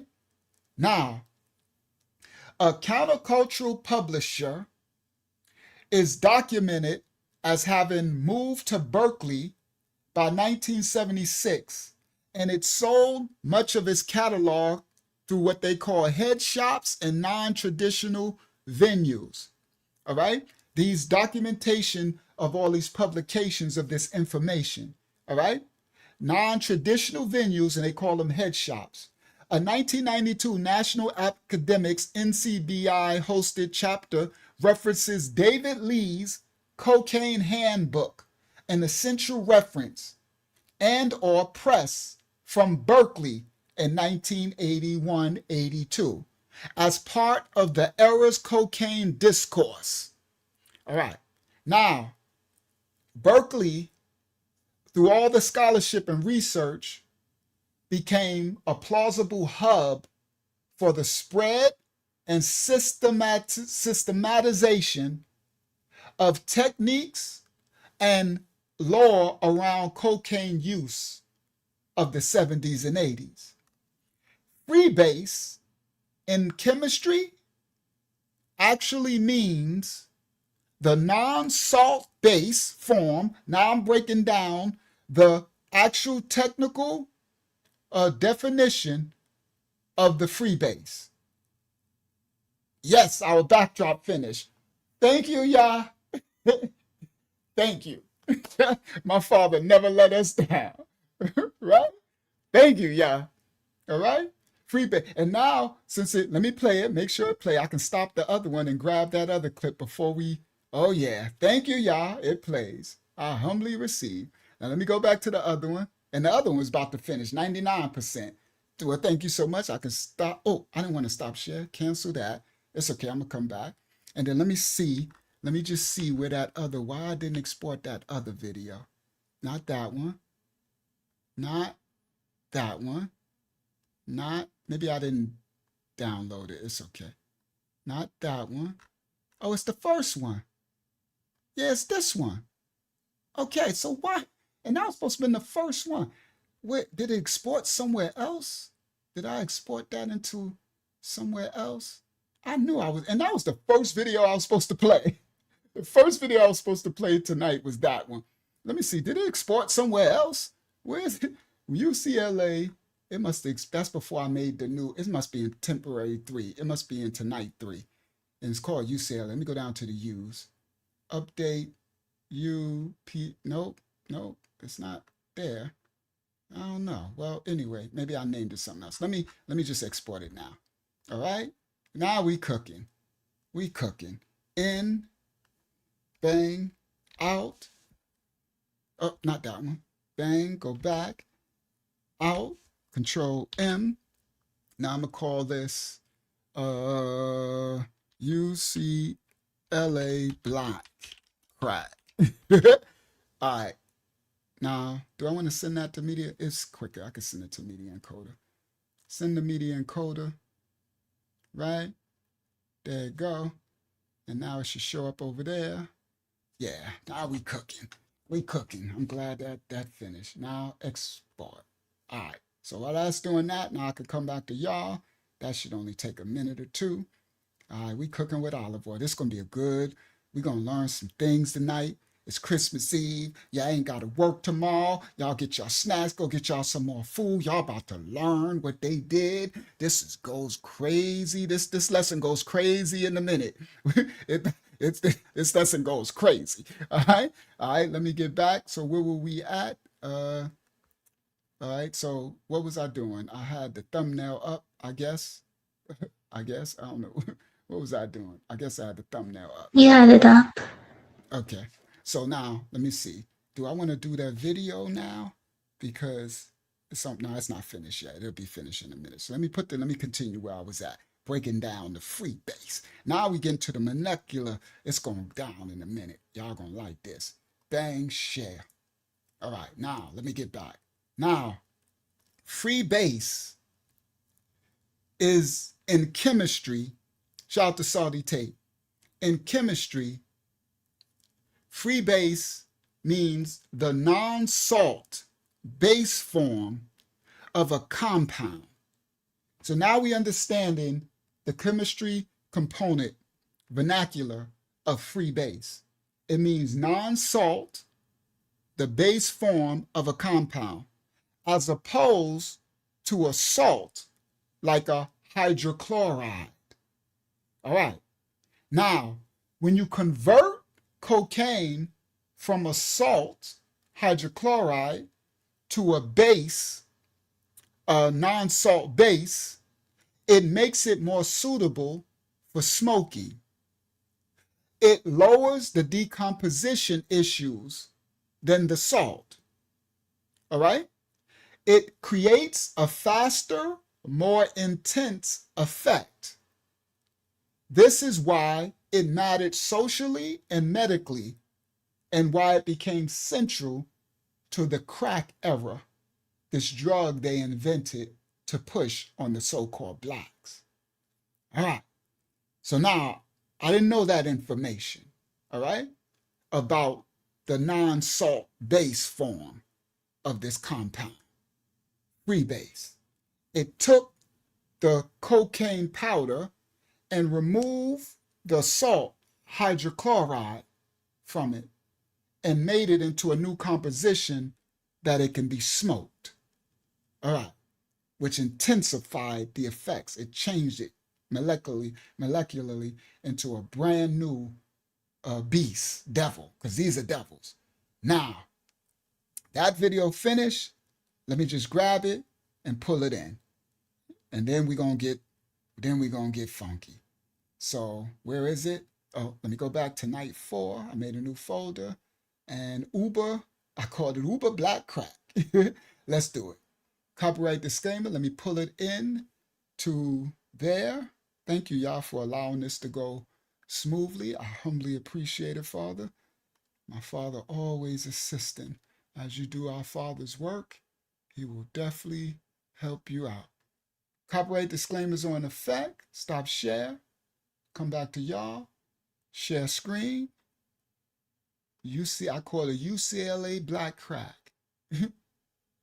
Full screen. Copyright disclaimers are in effect for reactionary purposes only and educational purposes. Let's go. There were some strong emotions vented today in Los Angeles as anger increases over a disturbing allegation that in the 1980s, the CIA knowingly permitted black neighborhoods to be flooded with crack cocaine. Many people have heard of the crack epidemic in the 1980s. Many know that black people were heavily involved with the drug. What people often fail to realize, however, is how crack found its way into black communities in the first place and just how devastating their effects were. In 1996, journalist Gary Webb came out with his newspaper series, Dark Alliance. You see that? Crack plague roots are in Nicaraguan war. All right, let's go. What people often fail to realize, however, is how crack found its way into black communities in the first place and just how devastating their effects were. In 1996, journalist Gary Webb came out with his newspaper series, Dark Alliance, detailing how the CIA helped to distribute the cocaine that was used to make crack in Los Angeles and that the profits were used to fund the Nicaraguan Contra. Although they did not personally deliver the drugs themselves, the government turned a blind eye while the dangerous substance made its way into the city and began to wreak havoc on black communities. The government needs... See, that's the part that we knew before I did this research and found out it went further than them just bringing to fund the Iran-Contra war, bringing all the cocaine into it. But now we know they set up in Berkeley and UCLA, the chemists, to convert and create this free base, to create this thing, to string out the black people and fund the war. And they gave all that coke to Rick Ross, the original one in Cali, to sell it to the Californians. This money. That's Rick Ross, the original one. Some of y'all know his story. Way into the city and began to wreak havoc on black communities. The government needed this money to fight this war over in Nicaragua. I believe that they felt it was more valuable to sacrifice a particular sector of America and a race of people in America in order to save the whole country. Because of the CIA's scheme, crack spread like wildfire through the black communities of Los Angeles. Because it was the easiest way to make money in a poverty-stricken area where school systems often left students with little motivation and few opportunities, selling crack was the easiest thing to do at the time. You are a teenager and perhaps barely that. You live in an inner city ghetto. You probably have dropped out of school. And you have a chance to earn $1,000 a week selling crack. What do? You sell crack. You see dudes, they get rich. This is where I grew up in. I was 12 years old, and he's correct. And what I did, I sold crack. And some even smoked it. I just never tried it. I'm glad I didn't, to smoke it. But some smoked it. All right, let's continue. Selling crack. What do? You sell crack. You see dudes, they get rich. They get rich hecka fast. They have flashy cars, hecka beats, big fat ropes, all the girls. And you be like, yeah, I want that too. Crack cocaine used to empower homies like us as jobs, like McDonald's. From 9 to 5, that was your shift. But you go and you work the dope house. That's what you did. Your mother knew you did it, your grandmother, your kids, and they would come by and get lunch money after school. When your family's eating, when you got a roof over your head, you got a car to take you from A to B, and you got $5,000 in your pocket, it's hard to justify not doing it. 22, I say 23, okay, then we all crack babies. Damn, why'd you say that? The more crack spread through the city, the more people became addicted. Crack took its toll on black families. Parents often left their children to fend for themselves while they turned to their addiction. Children grew up broke, hungry, and homeless while they watched their community deteriorate. The only thought was... This was the systematic destruction of the children of Yasharal, the people of the book. Y'all see that man on his knees in front of that? Y'all see those women smoking pregnant with the babies laying on their chest? This destroyed our communities. Before that, it wasn't like that. I was that child that grew up when this happened. I was there to watch the change break, to watch regular citizens that go to work, school teachers, work at the post office, work at the telephone company, construction, all these turn into zombies and monsters, bro. I was there. I watched it. I witnessed it. To get more money, to get more of it. The only thought was to get more money. Children grew up broke, hungry, and homeless while they watched their community deteriorate. The only thought was to get more money, to get more of it. Because you never got enough. All you trying to do is catch the first high that you received. It's like you're chasing something that you never catch up with. Just chase that one hit. Just chase it all night. Then the nights turn into days, and then weeks. Then you start hacking off stuff, selling stuff. I used to mess around with God. You see that? With her baby right there. Understand, this drug that you're seeing on the screen, they created it in a lab and then systematically pushed it into our neighborhoods. Genocide. I just get money. I used to mess around. Weeks. Then you start hacking off stuff, selling stuff. I used to mess around with guys, just get money. Prostituting myself, I didn't, oh my God, I didn't like it. But I did because I had a problem. You could sit around a room of... You see this image with the baby crying? It's no joke, bro. Stuff is really no joke. Kids and say, how many of y'all actually got raised by your parents? You could sit around a room of kids and say, how many of y'all actually got raised by your parents? And they all gonna sit there and go, not me. My daddy went to jail. My daddy got murdered. My mother was on crack. So he said you can sit around and ask a whole generation of kids, how many of you got raised by your parents? And everybody say, not me. A problem. You could sit around a room of kids and say, how many of y'all actually got raised by your parents? And they all gonna sit there and go, not me. My daddy went to jail. My daddy got murdered. My mother was on crack.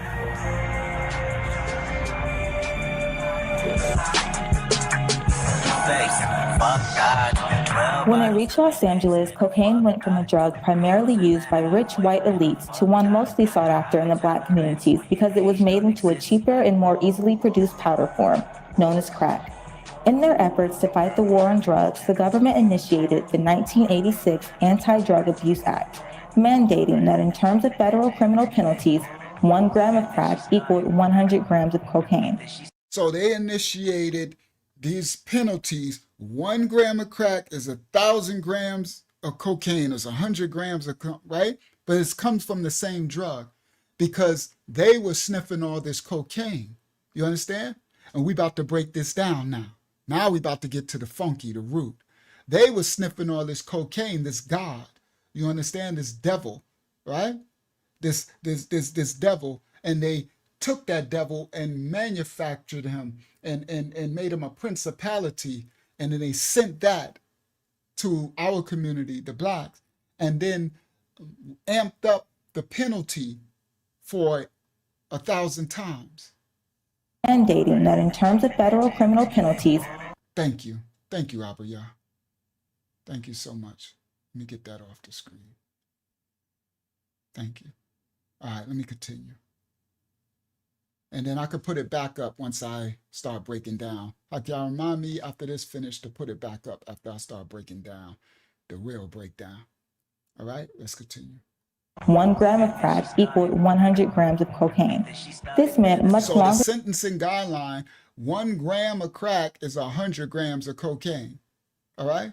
So you got 100 times, you got to have 100 times of what I got. I got a little crack piece, and they're going to give me 10, 15 years, and you have 100 times that of cocaine, and they give you probation. Okay? This meant much longer, 100, mandating that in terms of federal criminal penalties, 1 gram of crack equaled 100 grams of cocaine. This meant much longer prison sentences for those caught with crack as opposed to those caught with cocaine. Since a majority of crack users were Black and a majority of cocaine users were white, it seemed that these stricter consequences were set to target African Americans. Thus began the era of mass incarceration, specifically the mass incarceration of the Black man. Drug dealing has reached epidemic proportions among young Black men here. Our television sets were saturated with images of, Black men in handcuffs. It fed into the worst fears that people had, not just about the drug, but about who the drug was associated with. The idea of a threat coming from Black America relative to crack cocaine was to create a sort of massive hysteria. Crack cocaine was used as an excuse to justify this militarization of the police force. Today, while the severity of the crack epidemic has subsided, Black communities are still left to deal with its aftermath. Many families still struggle with addiction, the war on drugs still persists, and the police's targeting of racial minorities continues to be a problem. The prison population is as high in the country as it has ever been, and it is disproportionately Black. However, an ounce of hope arose in 2010 when President Barack Obama signed a major law reforming the 1986 disparity between prison sentences for crack cocaine versus powder cocaine, reducing sanctions from 100 to 1 to 18 to 1. Yesterday, we took an important step forward when Congress passed a fair sentencing bill that I look forward to signing into law, a bipartisan bill to help right a long-standing wrong by narrowing sentencing disparities between those convicted of crack cocaine and powder cocaine. It's the right thing to do. All right, now let's get funky. Stop share. Let me pull my thing in. Now we about to get there. Let's go. Pull my thing in. Thank you, Father, for allowing that to finish. History, cocaine, background vid. Pull that up here. Bang. Let's go. Let's find out. Everybody, 11 o'clock, not too bad. My timing ain't too bad. Now we're going to really learn what happened. The real foundation and the whole truth, and nothing but the truth. Share this tab instead. Make it full screen. Did you want the comments back up? Yeah, I could put them back up. Close that, put them back up. Maybe, I don't know. Maybe not. It might block. Maybe not. I don't want it to block nothing. Nah. Let's teach. I want to show the whole screen. All right, let's go. Time to go. Thank you, y'all. Let's go. Here we go, children of the Most High. We about to find out where this come from and what happened. Now, tonight we descend into a story that doesn't begin in a distant land, but ancient civilization, but right here in the heart of the American dream itself. This is a tale of chemistry, money, capitalism, policy, poverty, of a substance so cheap, so powerful, and so destructive that it will later tear through the American cities like a wildfire. This is the story of crack cocaine, a small white rock that broke Black America. But long before there was crack cocaine, there was cocaine. And long before cocaine had its official name, it was simply a leaf. A leaf. High in the Andean mountains of South America, the Andes, at altitudes where the air grows very thin and work was hard, the indigenous peoples of Peru and Bolivia had for millennia chewed the cocoa leaves. This was a scrubby bush called Erythroxylum cocoa. They called it Mama Cocoa. Everybody listen. Now you're going to learn where this came from. In the Andes, the Peru Bolivians, the indigenous peoples called it Mama Cocoa, the sacred leaf. They worshiped, it was become a god. It was not recreation for them, it was survival. The cocoa leaf, when they chewed it or brewed it into tea, it provided a mild stimulant effect. It suppressed their hunger, and combined with the high altitude in the Andes Mountains, the sickness they would get, it allowed the workers to endure brutal, oxygen-starved labor of the high plateaus. Archaeological evidence suggests that coca cultivation dates back 8,000 years. They worshipped it. Ancient mummies found in coastal Peru have been discovered with quads of cocoa leaves still tucked in their cheeks, in their mouths, preserved for millennia in the dry desert air. They found ceramic vessels shaped like coca leaves. They found ritual offerings and elaborate pouches that they made for carrying the precious cocoa leaf, mama cocoa, this substance.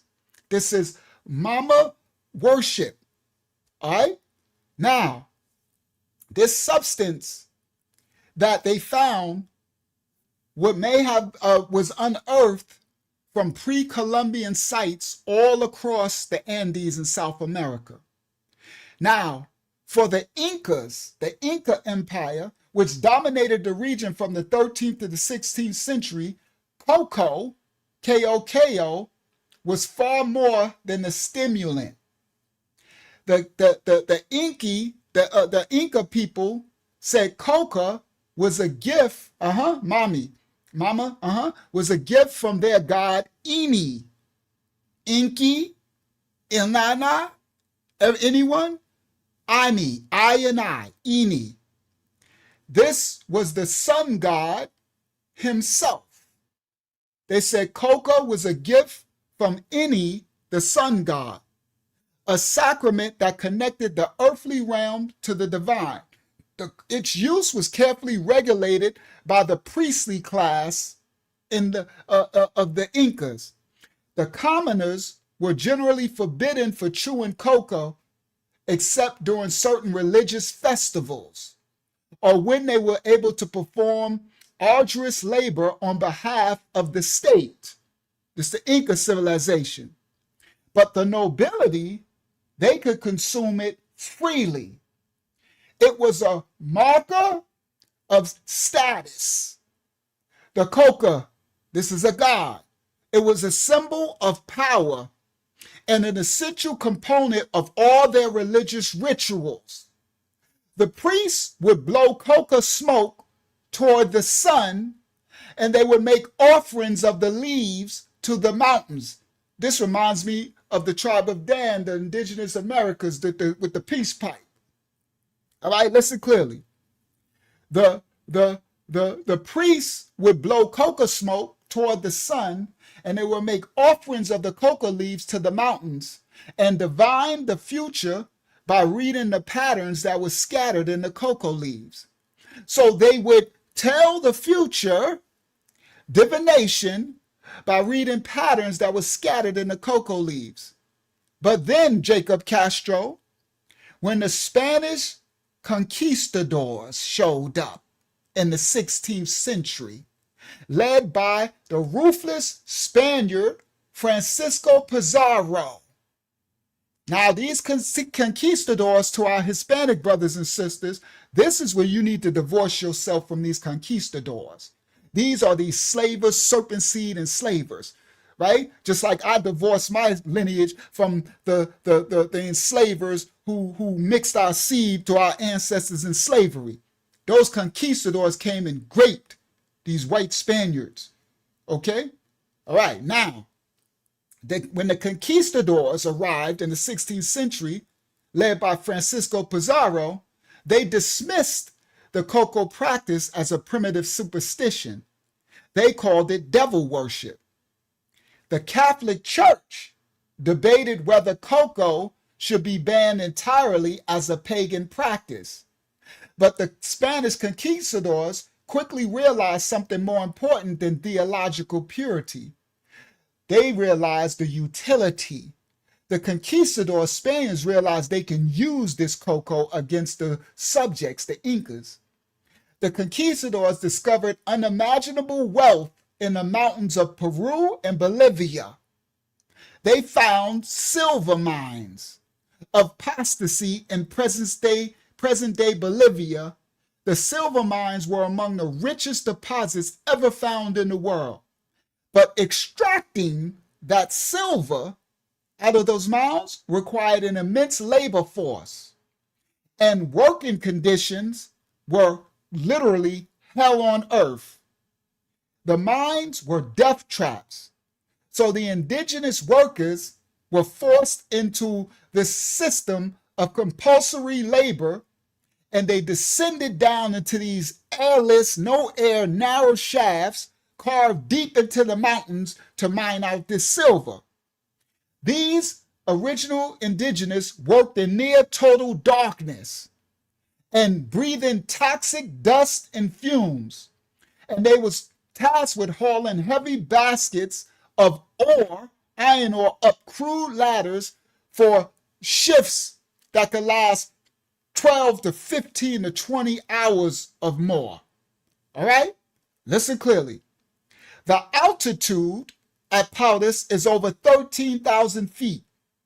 The work that the indigenous were caused to do was exhausting and deadly. They would die. Thousands upon thousands of indigenous Incan laborers died in those mines. Their bodies were buried in mass graves or left to decompose in the abandoned shafts. And the Spanish conquistadors discovered that workers who chewed the cocoa leaf could work longer. Everybody listen, we going somewhere, Dolores. Y'all about to learn what happened. Here we go. What's the title tonight? From Freud to Uber Cocoa, all the way to Compton, California. But we back in South America. Come on, here we go. So, the Spanish conquistadors, they realized something. They said, hold up. If they chew on this coca leaf, then they could work much harder. They could labor longer. And they got less complaints because the coca leaf suppressed their hunger. And it allowed the Spanish conquistadors to reduce the food rations that they had to give them. This was a win-win for the Spanish conquistadors. The cocoa leaf gave the inhabitants energy in the thin mountain air. It dulled their awareness of their own suffering. So the Spanish conquistadors said they began cultivating coca plant on an industrial scale. They started to establish vast plantations in the warmer Yungas valleys, just east of the Andes Mountains, where the cocoa bush thrived in the humid subtropical climate. Everybody listen. They distributed the coca leaves as part of the workers' wages. So what they did is, as they gave the workers in the mines, the silver mines, the wages, slave wages, they started to distribute cocoa leaves as a part of the wages, creating a systematic dependency from the workers. The sacred leaf of the Inca became the tool of colonial extraction, criminal extraction, slavery extraction, these conquistadors. The fuel that actually powered the Spanish Empire's wealth. This is how the Spanish Empire got wealthy. The silver from the Potosi flowed to Europe in Spanish galleons. It financed the wars. It built the Christian cathedrals, Roman Catholic cathedrals, religion. It built the cathedrals, and it enriched the Spanish crown. From the silver, from the cocoa leaf, in the enslaving of the Incas. And coca, the humble leaf that made it all possible for the growth of the Spanish Empire, remained just a footnote. Regional curiosity mentioned briefly in the chronicles of the conquistadors and missionaries. For 300 years, cocoa remained confined to South America, but also known to European scientists, but exploited by the European scientists. It was described in botanical texts. It was filed away in the cabinets of curiosity, but it held no particular interest in the wider world. Europe had its own stimulants at the time. Europe had coffee, tea, and tobacco. The cocoa leaf was too distant. It was too exotic and too foreign to gain any traction. But then along came the chemists, chemistry, sorcery, pharmakeia. In the 19th century, it became the age of chemistry. This was an era where scientists across Europe competed to isolate and to purify and to understand the active principles of Yah's, the Most High's plants that had been used medically, as medicine, medically for thousands of years. These serpent seed chemists, scientists across Europe, competed to isolate and purify and understand the active principles of plants. Morphine had got isolated from opium in 1804. Cayenne, Q-U-I-N-I, Cayenne got isolated from Dinkona bark in 1820. Yeah, here come the druggists. These discoveries were not merely academic. They transformed medicine and they created fortunes for the pharmaceutical companies that can synthesize and sell these compounds. In 1855, a German graduate student named Friedrich Getke,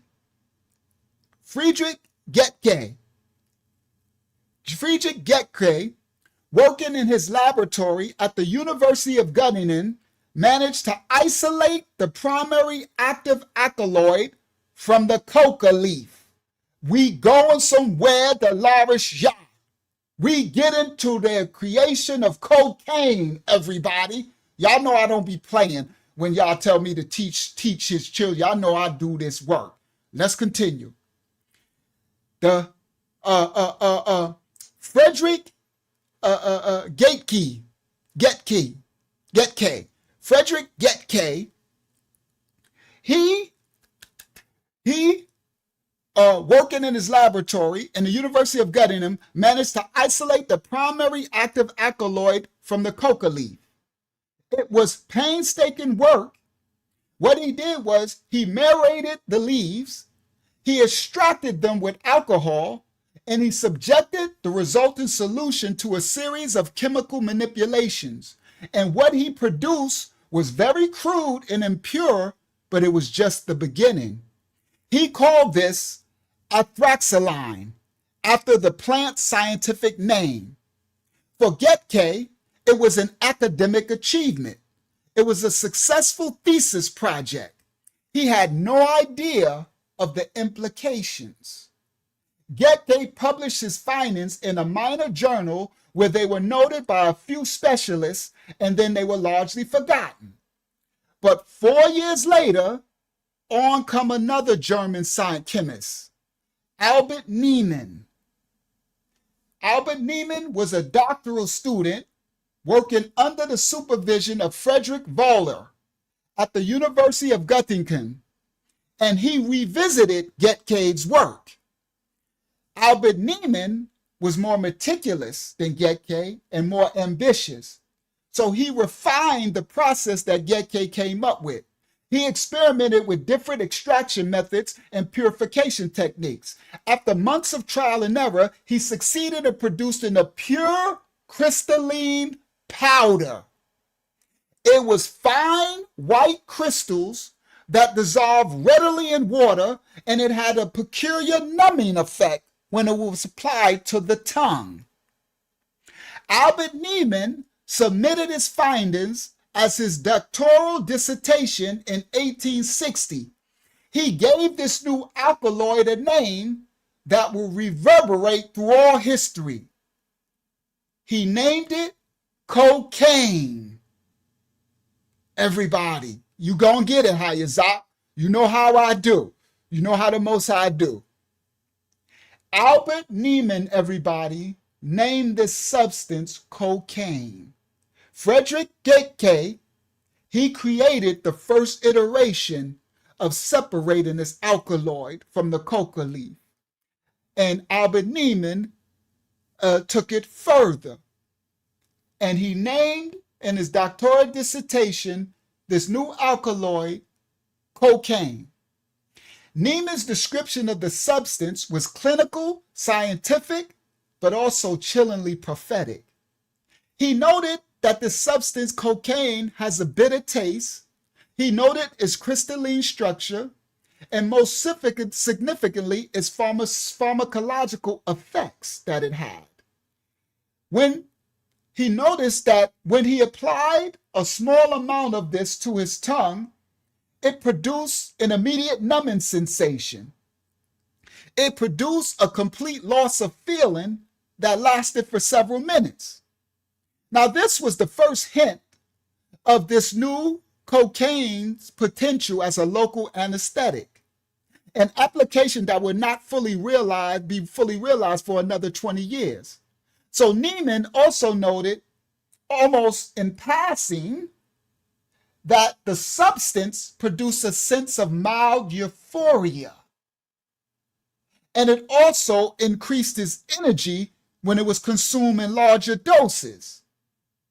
He was describing in dry academic prose the fundamental properties that would make cocaine one of the most sought after and destructive substances of modern history. Neiman never lived to see what he created. He died the following year in 1861 at the age of 26, likely from lung disease contracted in his laboratory from inhaling all these toxic fumes, all these experiments. His discovery, like Gateke's before him, sat dormant for nearly 20 years. The pure white powder remained a chemical curiosity, a compound cataloged in reference books and occasionally prepared in small batches just for laboratory study, but it had no clear practical application.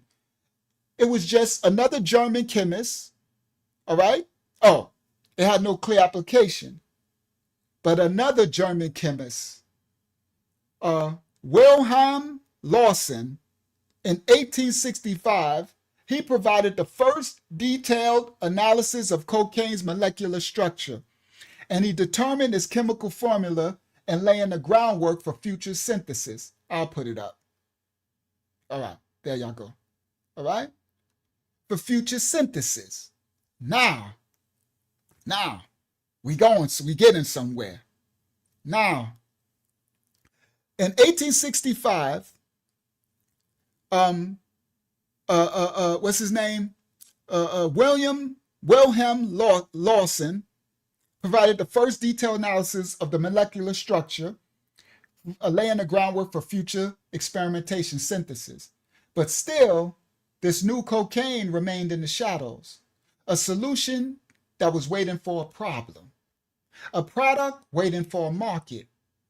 And that would all change in the 1880s, when a confluence of medical experimentation and pharmaceutical entrepreneurship and cultural enthusiasm would suddenly thrust cocaine into the spotlight. And the breakthrough came through in most unlikely place, an area called ophthalmology, eye surgery. In the 19th century, eye surgery was a gruesome affair. Patients had to be held down or restrained while surgeons worked on their eye with no anesthesia, no pain relief. The pain was excruciating. In 1884, a young Viennese ophthalmologist named Karl Kohler, Kohler, a colleague and friend of Sigmund Freud. Here we go. Now we going somewhere, Delarisha.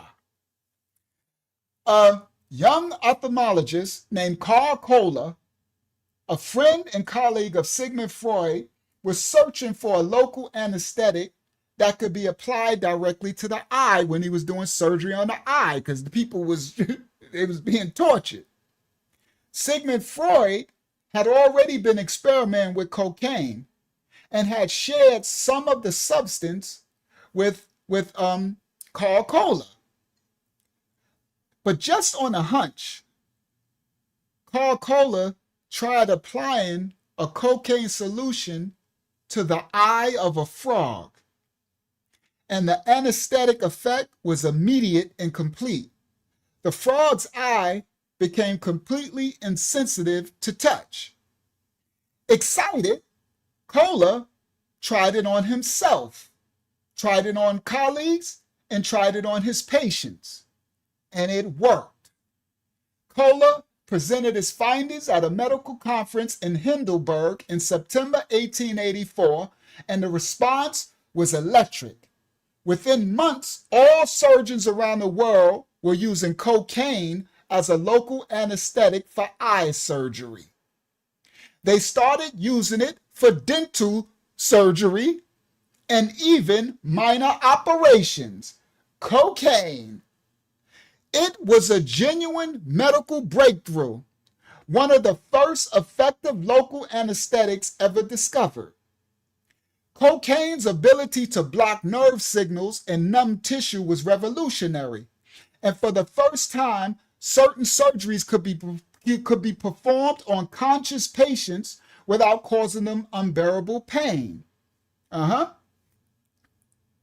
Kohler, he became famous overnight. And cocaine, the isolated alkaloid from the South American coca leaf, suddenly gained medical legitimacy, a medical purpose, and now it had a global market. Then, in the 1880s, a wave of medical enthusiasm swept all through Europe and America. Doctors and researchers, convinced that they had discovered a miracle drug, began experimenting with cocaine's potential. All right? Now, all through the late 1880s and the 1890s, a wave of medical enthusiasm swept through Europe and America. Doctors and researchers, convinced that they had discovered a miracle drug, they began experimenting with cocaine's potential.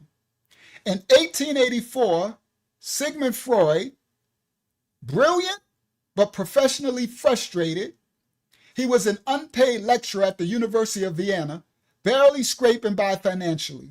He was desperate for the breakthrough discovery that would make his reputation and allow him to marry his fiancée, Martha Bernay, whom he had been courting her for years, but he could not afford to wed her, to marry her. Sigmund Freud had read everything available about cocaine. He knew about Kohler's anesthetic experiments. He was particularly intrigued by reports from American military physicians who observed that the soldiers who were given coca preparations, the soldiers could march for longer distances without fatigue or ever getting hungry. So Sigmund Freud began experimenting with cocaine on himself. He ordered pharmaceutical grade cocaine hydrochloride from the Merck company in Germany. The first time Sigmund Freud tried it, the effect was revolutionary. The chronic depression and the self-doubt that had plagued Sigmund Freud, it lifted off him like a fog. He felt capable of great work. Sigmund Freud was tackling problems that had seemed insurmountable just hours before. So basically, Sigmund Freud became a cokehead. You see how they, in these scientific journals and in the scholarship realm, they're like, it was revolutionary, the effects, and he was able to lift his chronic depression and self-doubt. He was a cokehead. Sorry, not sorry. Introducing the biggest cokehead, okay? All right. So, Sigmund Freud, allegedly, he became an evangelist for cocaine. He wrote enthusiastically to his fiancée Martha, describing cocaine as a magical substance that made him feel strong and capable. Yeah, bouncing off the walls in confidence. He sent his fiancée small amounts of cocaine, encouraged her to try it for her own ailments. He gave it to his sisters. He administered it to his patients. He went around the streets, cocaine, everybody's wonder drug. And most significantly, he began writing about it with a kind of enthusiasm that would later deeply embarrass him because he was high. In July 1884, Sigmund Freud published his first major paper on cocaine, and it was titled Über Coca on Coca. Everybody, here we go. Y'all know what I do. Tie it into the lesson, Unc. In July 1884, Sigmund Freud published his first major paper on cocaine, and the title of it is Über Coca on coca, meaning he was on coca when he published his paper. You can't make this make sense. Uber, that struck me. I said, Uber coca? Hold on, I thought Uber came about with the driving thing. So, Unc, what is Uber coca? Let's break it down. Uber coca was a medical monograph published in July 1884 by Sigmund Freud. It was his first major scientific publication and focused on the newly isolated drug cocaine hydrochloride, a purified form of the coca plant's active alkaloid, the cocaine that had only recently become available in Europe. Über Coca. The title Über Coca is German for about or on coca. So the title Über Coca is a German for on cocaine or about that cocaine. He was about that cocaine life. Sigmund Freud was Über Coca. You can't make this up, bro. This is crazy. Go look it up. I did all the research for y'all. This is historical facts. Über Coca, and the Uber got the two dots over the U. Those two, that's that German. That's how you know it's Über Coca. And it means about that coca or on that coca. You can, oh my goodness, this is too much fun. Okay? Now, Freud became fascinated with cocaine after reading the early reports of its stimulating effects. At that time, the drug's medical potential was a subject of great interest, and very little systematic research had been published about it. So Freud conducted his own observations, and he used himself as the test subject. And he gathered reports from all the limited literature that was available. Freud saw cocaine as a stimulant that could elevate mood and energy, as a potential treatment for depression, fatigue, and nervous disorders, and possibly useful to help people addicted to morphine.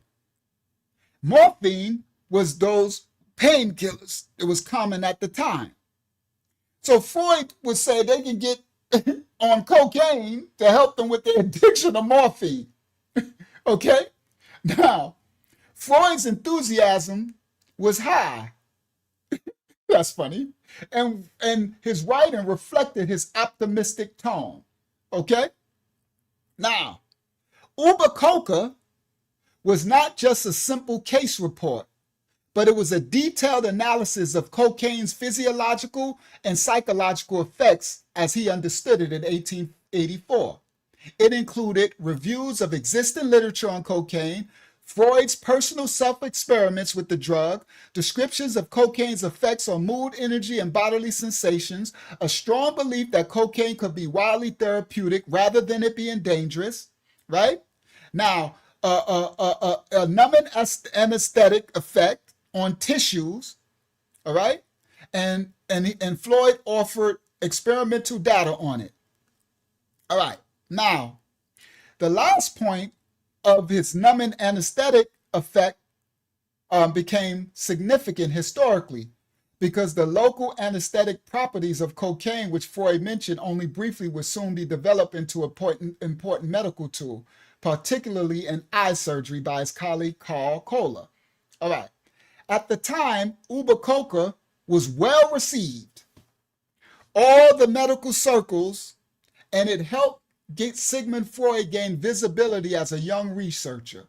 Uber Coca, you can't make this up. But its enthusiastic endorsements of cocaine became also a liability later in Sigmund Freud's life. Freud understated cocaine's addictive potential. He claimed in his paper and his related essays that cocaine did not produce any cravings. Okay? The optimism that he wrote in his text, combined with his own use of the drug, was later used by critics to undermine his reputation. Freud continued to publish about cocaine for a few years, but he gradually shifted away from the topic as medical understandings evolved and as he developed other major theories. Psychoanalysis. It was a part medical treatise, part promotional literature, entirely over-enthusiastic. Freud's cataloged cocaine's supposed virtues with the zeal of a convert. He recommended the treatment for everything. He called it the most effective remedy for melancholia he had ever encountered. He prescribed it for digestive disorders, for asthma, for syphilis, for alcoholism, for everything. He claimed it could cure morphine addiction and allow addicts to painlessly withdraw from opiates by substituting cocaine. He suggested it can enhance your physical performance, your sexual performance, and it can make your workers more productive, and it'll make soldiers more effective. He promoted it to the military. He even recommended it as an aphrodisiac, claiming it restored sexual vigor. The paper was this is Uber Coca. The paper was widely read and translated into multiple languages. Freud's reputation was temporarily uplifted and made. He was seen as bold, innovative, and on the cutting edge of pharmacology. But his enthusiasm was not merely professional. He was a regular user himself. He took cocaine day and night to combat his own depression and anxiety and to fuel his long working sessions and enhance his social confidence. His letters from this period reveal a man in the grip of the drug's seductive promise. He described feeling divinely well when he was under cocaine, capable of sustained intellectual effort that would have been impossible without cocaine. But the darker side of cocaine's nature was beginning to reveal itself on Sigmund Freud's own circle, on Sigmund Freud, and his own circle would provide the first tragic evidence. One of Sigmund Freud's closest friends and colleagues was a fellow physician named Ernest von Fliel-Maxel. Fliel was a brilliant researcher, a rising star in Viennese medicine, but he was a man in constant agonizing pain. Years early, while he was performing an autopsy, he had accidentally cut his thumb with a contaminated scalpel.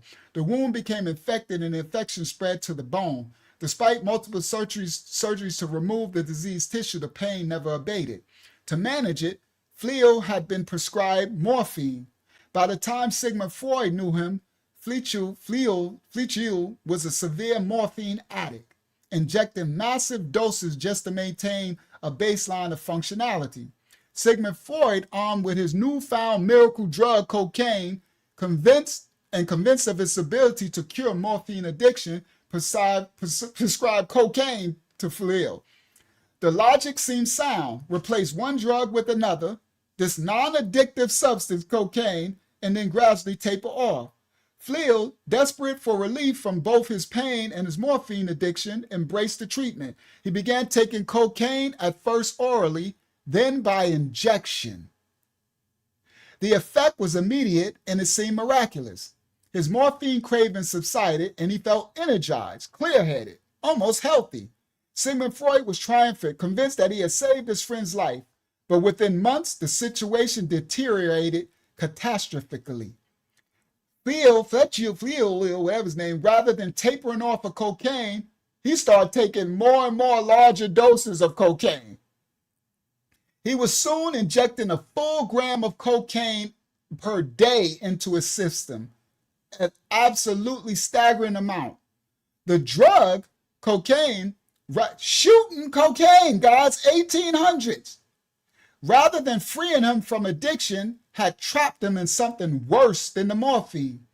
Lelio developed what he would now recognize as full-blown cocaine psychosis. He experienced terrifying hallucinations. He experienced insects crawling under his skin. He experienced voices whispering threats and shadowy figures stalking him through the streets of Vienna. Don't it sound like crack? The effects of crack? He became paranoid and convinced that people were plotting against him. He stopped, he was mainline coke. He stopped sleeping. He stopped eating. His physical health collapsed. His hands started to tremble constantly. His brilliant mind, one of the finest of Vienna, got fragmented under the assault of the cocaine drug. Sigmund Freud watched in horror as his friend disintegrated. Lelio's condition became so severe that Sigmund Freud and other colleagues had to take turns sitting with him through the night, restraining him during his worst episodes, trying desperately to talk him down from his paranoid delusions. Despite attempts to wean him off cocaine, Lelio never recovered, and he died from it in 1891, with his body and his mind totally destroyed. He was only 45 years old. The tragedy of Lelio Marxio, whatever his name, shook Sigmund Freud profoundly. So he quietly stopped recommending cocaine as a treatment for morphine addiction. His later writings on the subject became far more cautious, even critical. He probably expressed deep guilt about his role in his friend's destruction, but he never fully repudiated his earlier works. But by then the damage was done. With Sigmund Freud's endorsement and published in medical journals and widely cited, it had given cocaine an aura of scientific legitimacy. Doctors across Europe and America, trusting Sigmund Freud's reputation, began prescribing cocaine liberally, and pharmaceutical companies, sensing an enormous market, began manufacturing and marketing cocaine with an enthusiasm bordered on recklessness. By the 1890s, cocaine had exploded into mainstream Western culture with a speed and enthusiasm that is almost impossible to comprehend today. It was everywhere, marketed with a kind of brazen confidence that only an unregulated industry could muster. This was the golden age of patent medicines, an era when anyone with a laboratory and printer press could manufacture drugs and make grandiose claims about the benefits. There were no FDA regulations, no clinical trials, no requirements to prove safety or efficacy. If you could bottle it and sell it, you can say anything about it.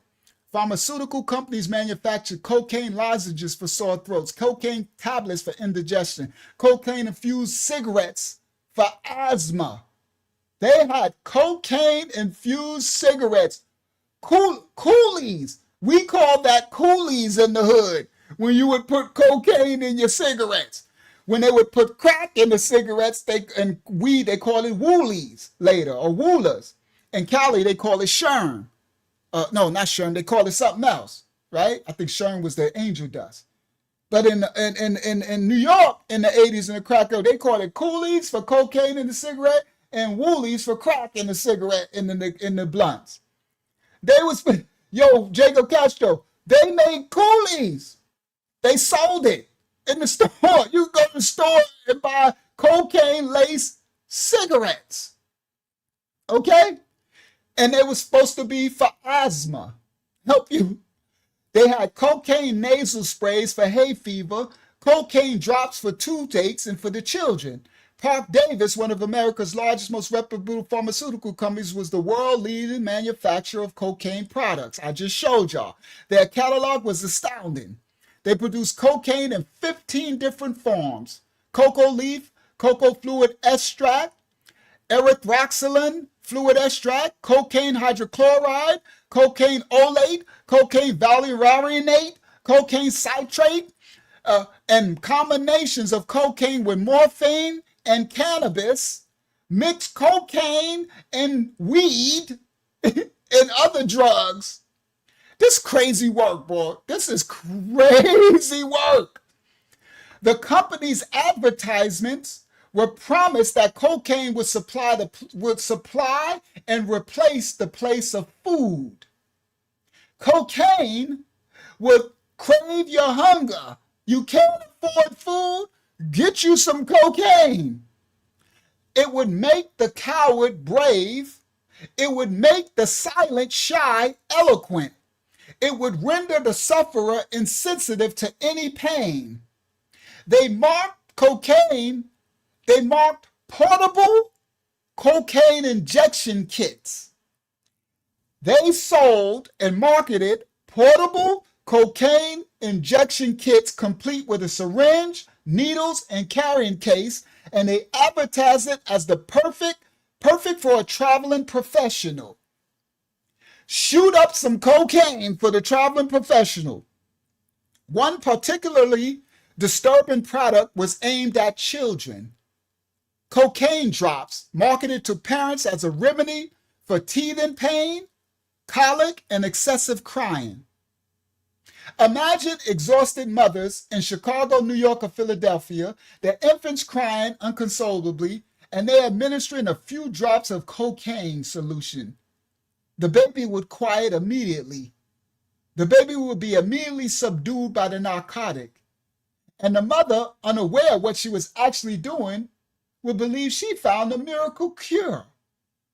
So whenever the baby would cry, drop some cocaine in the milk, give him a little cocaine. But the most famous product of this era, the one that would embed cocaine into American cultural memory in a way that no other product could, was not even explicitly marketed as medicine. It was a soft drink. In 1886, a pharmacist and former Confederate colonel named John Peton was working in his laboratory in Atlanta, Georgia. Peon, I'm going to call him Peon, John Peon, himself, he was a morphine addict. He became dependent on the drug after using it to treat painful wounds he sustained during the Civil War. Like many addicts of his era, he was searching for a cure, something that could free him from the grip of morphine without the agony of withdrawal. Peon had heard about Sigmund Freud's cocaine's supposed ability to cure morphine addiction. He had experimented with cocoa wine, which was a popular elixir at the time that combined wine and cocoa extract, and cocaine. But Atlanta was in the process of enacting the prohibition laws, which would ban the sale of alcohol. So Peon needed to create a non-alcoholic version of his product. See, because of the prohibition. After months of experimentation, he developed a formula, a syrupy brown liquid made from cocoa leaf extract, cola nut extract, which provided caffeine, sugar, caramel coloring, and a blend of a secret flavoring agents. These agents included vanilla and citrus oils. He mixed it all with carbonated water, creating what he called a brain tonic and an intellectual beverage. Peon's business partner, Frank Robinson, suggested that they give it the name Coca-Cola, emphasizing the cocaine, and the cola components. Robinson, who had a flair for marketing and advertising, designed the distinctive script logo that is still used today, the Spencerian script logo. The drink was sold at soda fountains in Atlanta, Georgia, beginning in May 1886. It was priced at 5 cents a glass. The advertising was aggressive and grandiose. Coca-Cola was promoted as a cure for headaches, exhaustion, nervous disorders, and dysphagia, whatever they call that. It was delicious, okay? It was delicious, refreshing, sound like a commercial, exhilarating, and invigorating. And it was. The original formula for Coca-Cola contained approximately 9 milligrams of cocaine per glass. Though estimates vary, this was not an insignificant amount, though it was far less than medicinal use. Regular consumers, particularly those who drank multiple glasses a day, were consuming enough cocaine to produce mild stimulant effects, increased energy, elevated mood, reduced appetite, and that characteristic sense of well-being and confidence. America just loved it. Sales grew exponentially. By 1891, Coca-Cola was being sold in every state in the Union of America. And Peon himself never lived to see his creation become a global phenomenon. Peon himself, addicted, sick, and in debt, sold his rights to the formula of Coca-Cola to various investors. He died in 1888, penniless and still addicted to morphine. The rights to Coca-Cola eventually got consolidated into the hands of a brilliant businessman named Asa Griggs Candler, who bought complete control of the company for $2,300 in 1891. One of the greatest bargains in commercial history. Under Candler's leadership, Coca-Cola became a marketing juggernaut, one of the first truly national brands in America. The cocaine, however, was starting to become a problem. As medical and public opinion turned against the drug, as reports of addiction and overdose mounted, Coca-Cola became under scrutiny. Critics began to ask uncomfortable questions. How much cocaine was in each glass? What were the effects on regular consumers? Was it safe for the children? The company, defensive, protective of its profitable formula, was evasive. In 1903, under increasing pressure, Coca-Cola quietly reformulated its recipe. The fresh coca leaves were replaced with spent coca leaves that had already been processed to extract the cocaine, leaving only trace amounts of cocaine, but preserving the distinctive coca flavor. Most of the cocaine was gone, but the name remained. Coca-Cola, the drink that helped introduce cocaine to mainstream America, had become decaffeinated in all but name. But by then, the culture of cocaine use was firmly established across America and Europe. Cocaine was a social lubricant. It became a party drug, a tool for productivity. Wealthy elites and socialites kept small vials of cocaine in their purses. Businessmen used it to stay alert during long meetings. Doctors, lawyers, academics used it to enhance their mental performance. All the wealthy and the elite, they had cocaine in their purses. In the Bohemian districts of Paris, cocaine was as common as aspirin. In the speakeasies and jazz clubs of New York, it was passed around freely. The drug had moved beyond medicine to the realm of recreational use and vice. And the shift would have profound consequences. But cocaine's golden age was brief. The same properties that made it exhilarating also made it dangerous. Doctors began noticing patterns. Patients who used cocaine regularly developed cravings. They needed more and more of it to achieve the same effect. And when they stopped, they experienced crushing fatigue, depression, and overwhelming compulsion to use it again. The miracle drug was habit forming.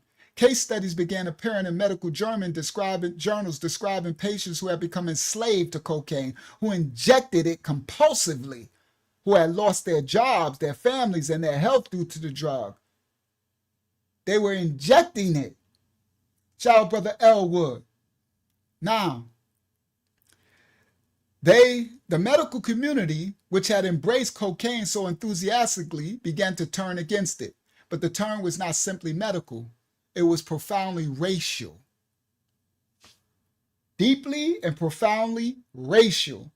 By the early 1900s, cocaine use has spread beyond the white, middle, and upper classes into the working class communities of American cities, and it made its way into the Black communities. Newspapers, particularly those serving white readership, began publishing lurid, sensationalized stories about what they call the Negro cocaine menace. These stories, which modern scholars recognize as almost entirely fabricated, played on the deepest racist fears of white America. The stories claim that cocaine turned Black men into violent, superhuman sexual monsters. They described black men who, high on cocaine, would supposedly attack white women wanting sex. And they would be able to resist arrest with inhuman super strength, and they could only be stopped, the black men, by multiple gunshots. Everybody listen clearly. One particularly infamous article published in the New York Times in 1914 claimed that a cocaine-crazed Negroes, in 1914, a New York Times article claimed that cocaine-crazed Negroes were running through the streets, raping white women across the whole South, and that police officers with .32 caliber revolvers could not stop them. So the police officers need to graduate from .32 calibers to the .38 caliber handguns. And these weapons would penetrate the cocaine-induced Negroes' bulletproof skin. This is how the police upgraded from the .32 to the .38. Y'all learning that history now tonight. This was pseudoscience masquerading as journalism. This was racist propaganda designed to inflame white fear and terror. Dr. Christopher Coe, a member of the State Pharmacy Board of Pennsylvania, testified before Congress that most of the attacks upon white women of the South are a direct result of cocaine-crazed Negroes from the brain, the cocaine-crazed Negro brain. Colonel J.W. Watson of Georgia wrote in the New York Tribune that cocaine was turning the Negro criminals into wild beasts. The Atlanta physician, Dr. Edward Huntington Williams, wrote that cocaine gave black men temporary immunity to electroshock therapy that they was doing on black people. He said it gave them a resistance to bullets that was little to short of miraculous, and that white people need to improve their marksmanship of shooting them in the head. Cocaine does not make people bulletproof. It does not turn users into grapers or make them immune to pain. But the truth was irrelevant. The story served the purpose that they wanted it to. They transformed cocaine from a public health problem into a racial threat, a tool that justified increased surveillance, policing, and control in the black communities. This racist moral panic was the primary driver behind America's first major federal drug legislation. This was called the Harrison Narcotics Tax Act. It was passed in 1914, that's when my grandmother was born, and it was ostensibly a tax and regulation measure. It required anyone who imported, manufactured, sold, or distributed cocaine or opiates to register with the federal government, pay a special tax, and keep detailed record of all transactions. The law did not explicitly ban the drugs. It was framed as revenue, money, and record-keeping measure, similar to the laws that regulated alcohol and tobacco. But in practice, the Harrison Act was interpreted and enforced as a prohibition. The law stipulated that the physicians could prescribe cocaine and opiates only for legitimate medical purposes. And in the course of their professional practice, federal agents and prosecutors took an extremely narrow view of what constituted legitimate use. Doctors prescribed opiates to addicts for maintenance, that is, to prevent withdrawal symptoms and allow them to function. Now, pharmacies that sold cocaine without proper documentation started to be raided and shut down. Within a few years, cocaine had been effectively criminalized. The law had an immediate and dramatic impact. The legal regulated market for cocaine collapsed, and pharmaceutical companies stopped manufacturing cocaine products for recreational or general medicinal use. Coca-Cola's 1903 decision to remove cocaine from its formula now looked proficient. But the demand for cocaine did not disappear. It simply moved underground. A black market emerged, centered and primarily directed into what they call the Bohemian districts. The major cities, the Bohemian districts are major cities of the jazz clubs of Harlem, New Orleans, Philadelphia, the speakeasies that proliferated through Prohibition. They targeted cocaine for them, while the white societies, the governments, the elite, they practiced sniffing their cocaine all in the open, but the system was targeting the black communities. They called it the Bohemian districts. Cocaine became a vice that was associated with criminals, musicians, prostitutes, and the people that society marked as deviant. Basically, the blacks. The Harrison Act established a template for American drug policy that would persist for over 100 years. Criminalization, prohibition, and the use of criminal law to control substances and the people who use them. It marked a shift from viewing drug addiction as a medical or social problem to viewing it as a criminal problem, from treating addicts as patients to treating them as offenders, black addicts. The whites were still treated as patients. The blacks were treated as offenders. And it enshrined into federal law a double standard that continues to this day. The drugs that was associated with white affluent users, the lawyers, the politicians, the governors, the celebrities, the drugs associated with white affluent users, like their prescription drugs, their cocaine, their alcohol, they got treated as they had a drug problem. They got sent to drug programs. The drugs associated with the poor black communities, cocaine, alcohol. Later, they pushed heroin, and then when they created freebase and crack, were criminalized ruthlessly. Cocaine's resurrection began quietly again in the 1960s and exploded in the 1970s. At that time, eugenics, good word, Sophie Sorensen. At that time, America was changing. The counterculture had introduced a generation to marijuana and psychedelics, MK Ultra. The Woodstock generation, disillusioned by Vietnam, energized by the civil rights, was experimenting with consciousness expansion and the rejection of the traditional governmental law. The old puritanical horror of drug use was starting to erode among the young and affluent. Marijuana was mainstream. Now LSD, a manufacturer of the same system that created freebase and crack and AIDS, was being studied by researchers. And cocaine, unlike heroin, with its squalid associations, or marijuana with its hippie stigma, had certain glamour attached to it. Cocaine was expensive. It was sophisticated. It was the drug of choice for the elite. It was for the governments, for the wealthy, the celebrity, Studio 54, all right?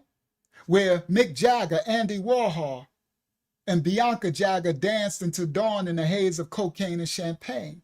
It was the Hollywood parties of the 70s where producers, directors, and stars snorted lines of cocaine off glass tables and mirrors. It was Wall Street in the 80s where young traders and suspenders used cocaine to fuel 80-hour work weeks of making money on Wall Street and the stock exchange. The negotiation sessions still is, you got that right, the negotiation sessions to keep the adrenaline pumping in the high-stakes world of finances as they went on marathons in the stock exchange. Rock stars sang about cocaine openly. Eric Clapton's song Cocaine, the Eagles' Life in the Fast Lane, references were everywhere in popular culture. Cocaine was aspirational. It was the drug of winners, the drug of choice, of excess, of the fast pace, high stakes of the world. All the high stakers of the late 20th century, capitalism, it was cocaine. It was unlike the moral panic that had surrounded cocaine at the early 1900s. This renewed embrace of cocaine in the 70s was actually entirely devoid of stigma, at least among the primary users. This was not seen as a social problem. It was seen as a lifestyle choice, a luxury indulgence, no different from expensive wine or foreign sports cars. The users didn't see themselves as addicts, they called themselves connoisseurs. Cocaine connoisseurs, when it's among the elite, the whites. They said they're not destroying their lives. They were using cocaine to enhance their lives. This was the narrative carefully cultivated among this class. And for a time, those who could afford the drug and use it recreationally rather than compulsively, the narrative seemed to stick. Cocaine was a party drug, a social lubricant, a tool for productivity, a tool for pleasure. But beneath this glamorous surface, a massive criminal infrastructure was being constructed. The supply chain that fed America's appetite for cocaine was a marvel of criminal entrepreneurship, and it was centered in South America, where the coca leaf started. 360. When the Spanish conquistadors enslaved the Incas and made them work in the silver mines and chew on that coca leaf and made them, right, this god. In South America, primarily in Colombia, Peru, and Bolivia, in the Andes Mountain highlands of Peru and Bolivia, it provided the ideal climate for the coca. The plants thrived. The process of turning coca leaves into cocaine hydrochloride powder was complex, but not impossibly difficult. It required chemistry, infrastructure, and organization. So the peasant farmers in the highland would harvest the coca leaves 3 to 4 times a year. The leaves would be packed into burlap sacks and sold to the local processors. These processors would set up makeshift laboratories in the South American jungles, often just open air pits surrounded by makeshift tarps. They would dump the cocoa leaves into large barrels or pits. They would add gasoline, kerosene, or other solvents, and they would mash the leaves into a pulp. The alkaloids from the leaves would dissolve into the solvent. After filtering out the plant material, they would add sulfuric acid to precipitate the alkaloids, thus producing a grayish paste called coca paste or pasta basica. This paste was valuable, but it was still impure.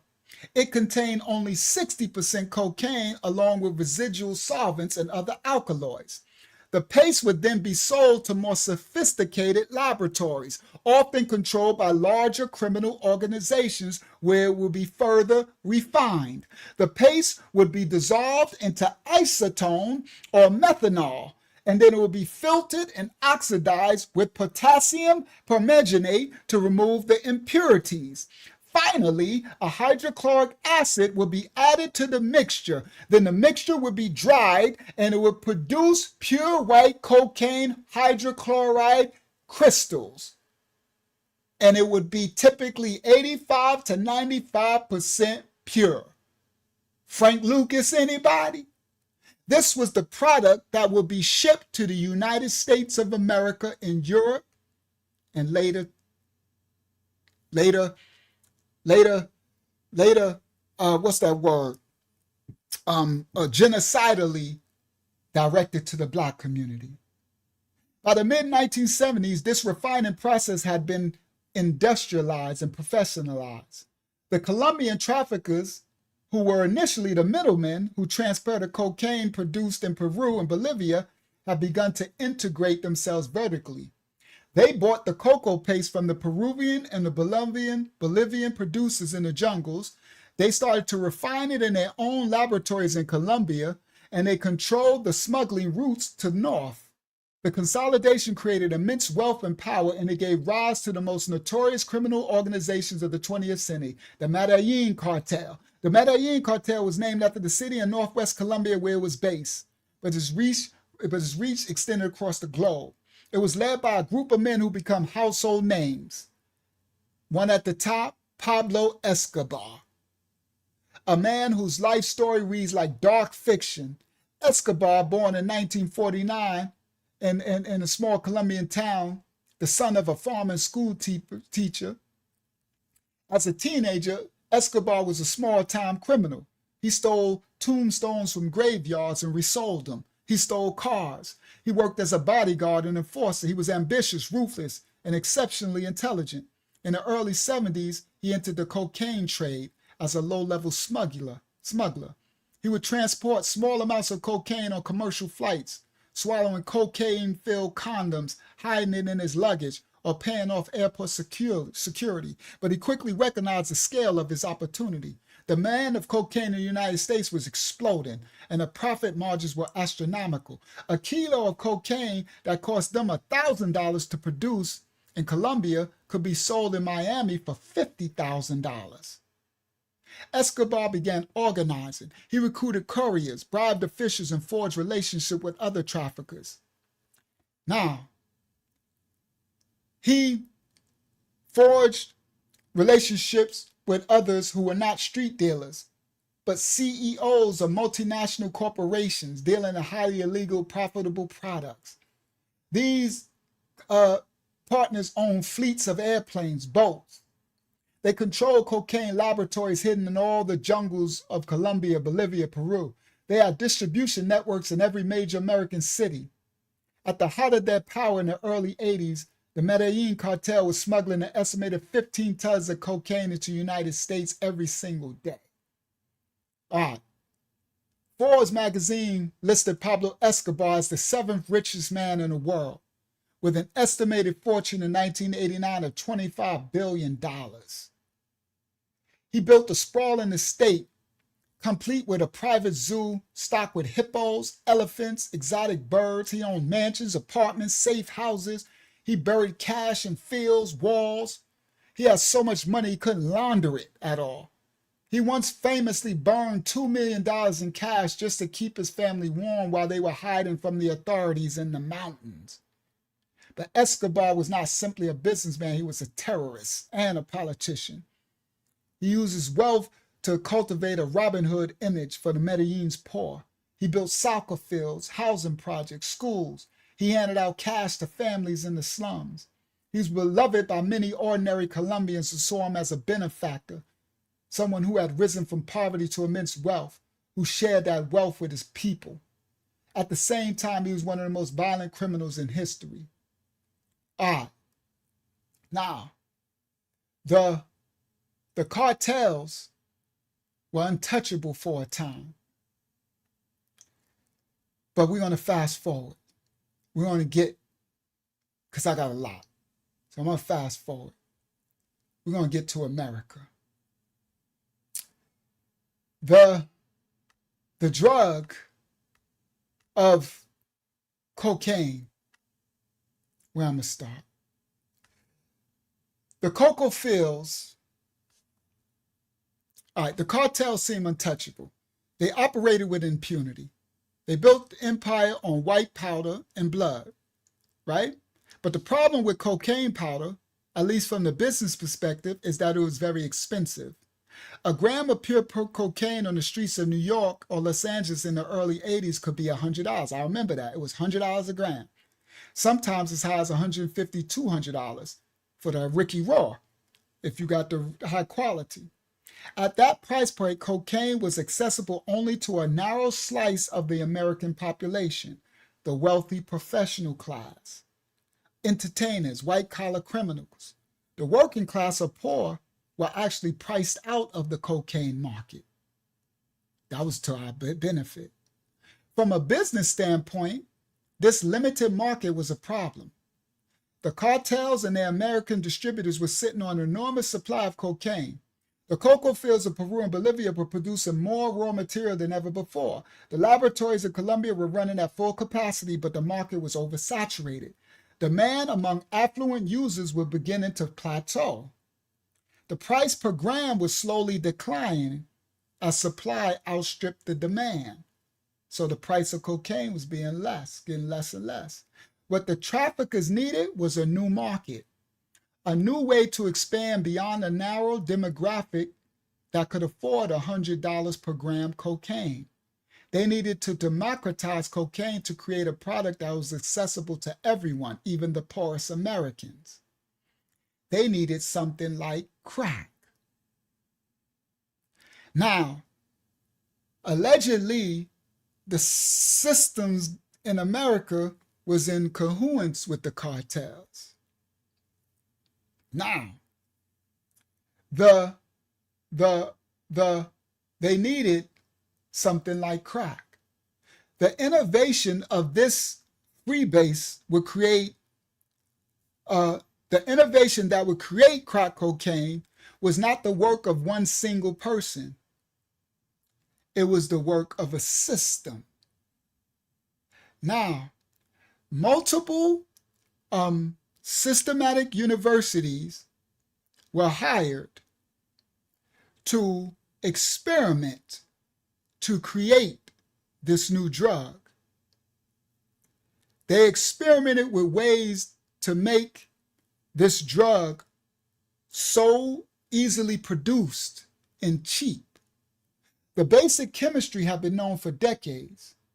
Cocaine hydrochloride, the white powder, is a salt. It's stable. Shout out to Brother Jerry. It's easy to store and easy to transport. It can be snorted, but it had its one limitation. It could never be smoked effectively. If you tried to heat cocaine hydrochloride in a pipe, it would decompose before it vaporized. Before it would turn to smoke that they can inhale, it would decompose. Because the heat breaks down the molecular structure before it can turn into vapor that can be inhaled. So, they came up with a solution.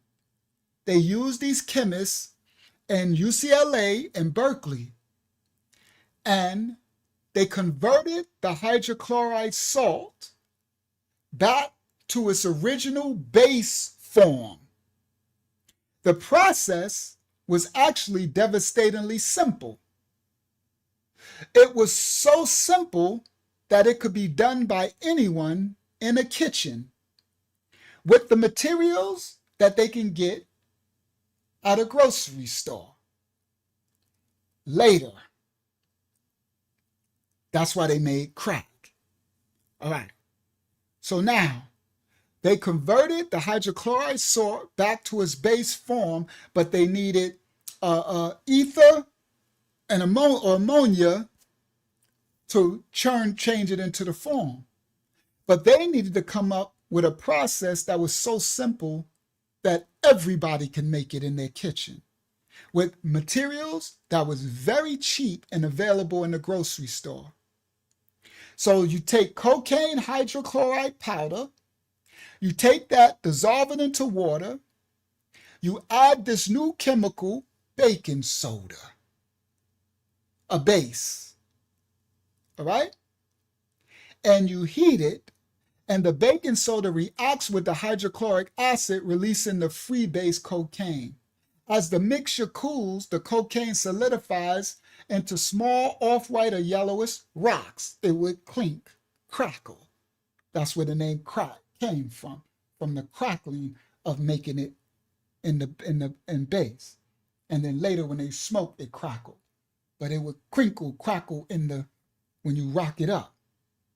And these rocks could be smoked. This process later came to be known as cooking crack. And the name crack comes from the crackling, popping sound the rocks make when they're heated in the pipe and when it crinkles and crackles when it's rocking up. The rocks were typically small, ranging from the size of a peanut to the size of a pea, and they would sell for as little as $5. So for the first time in history, they invented a drug that was affordable to anyone. Affordable to the systematically oppressed Black community, the people of the book, who couldn't afford the cocaine. A person that was working a minimum wage job could afford a hit of crack, and all it would take is one time. A homeless person panhandling on the street corner could afford $5, and that accessibility was key to its devastation.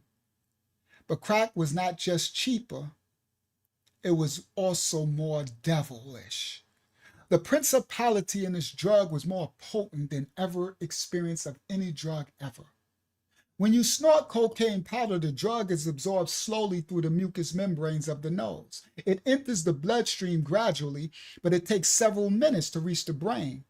The high builds slowly, and it would peak after about 15 to 30 minutes, and then it would taper off gradually over about an hour or more. The high in the process would be relatively smooth. It could be a controlled experience. But when they would smoke the base of this cocaine, later crack, the entire pharmacokinetic profile of the individual changes. The cocaine vapor gets absorbed instantly through the vast, complete surface of the lungs. It immediately enters the bloodstream directly. It crosses the blood-brain barrier in a matter of seconds, and the effect is immediate, not gradual. The effect is immediate and overwhelming, like a complete devilish possession. This is a principality, this crack. I seen it. It's the biggest devil release. That portal, the effect was immediate and overwhelming. The users described the rush from smoking crack as one of the most intense and also pleasurable experience a human can ever have. It became an instantaneous flood of dopamine that could not be mirrored. The brain's primary pleasure chemical would just flood to its highest estate at levels that far exceed anything that evolution designed the human brain to ever experience or handle. The feeling is described as transcending, orgasmic, euphoric. Users report a sense of invincibility, of a godlike power and confidence. They said the experience of being freed from every anxiety and fear that they ever had. All pain, all worry, all sense of anything got absorbed into dopamine. All sense of inadequacy disappears in an instant. For the 5 to 10 seconds from the hit, they said that they experienced complete perfection. The oneness of the Creator.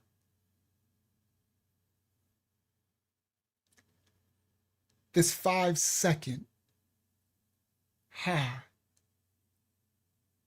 And forever after that, they would chase that feeling. But after the high, the crash was so brutal. It was just as brutal as the high was intense. The crash was just as the kalalaya, the completion. And so completely that the brain's dopamine receptors would be overwhelmed. And within seconds, the dopamine is totally depleted.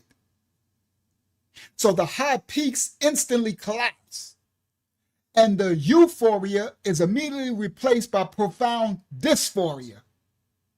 Yes, the prophecies. Immediate. This is the principalities of the serpent, the dragon, in this drug. I watched it. It was the devil itself unleashed.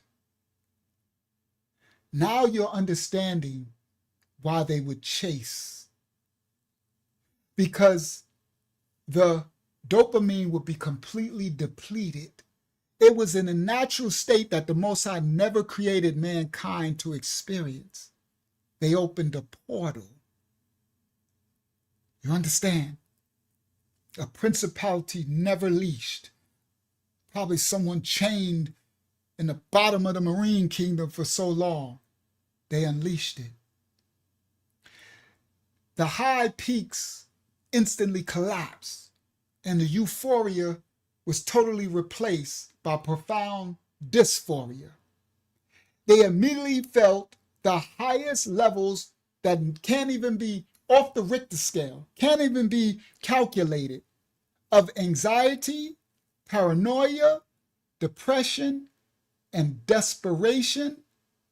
At the same time, this all-consuming craving for more. All at once.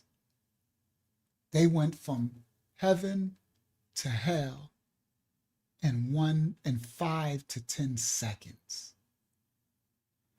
So the user needed to feel that again. That's why when we would see them, they would panic.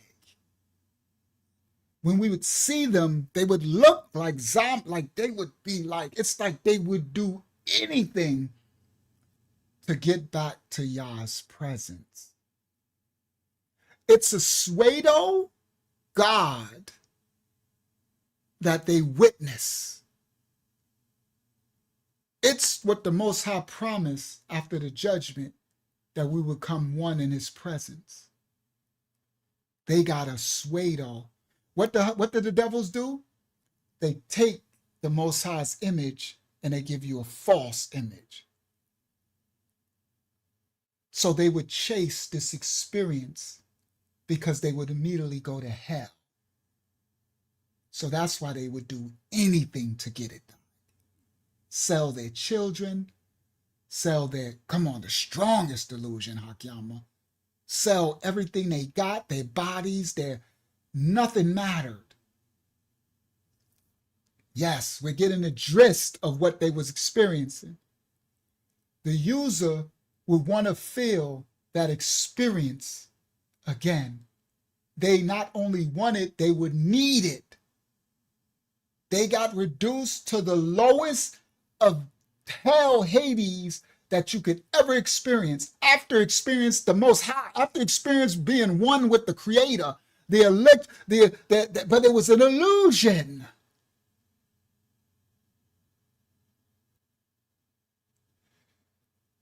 So, because the drug would be right there if they had it in their pocket or on the table in front of them, they would smoke it again and again and again and again and again and again, because after 5 to 10 seconds, they would go from heaven to hell. And so they would keep smoking to go back to heaven. They was chasing the Shemaic experience.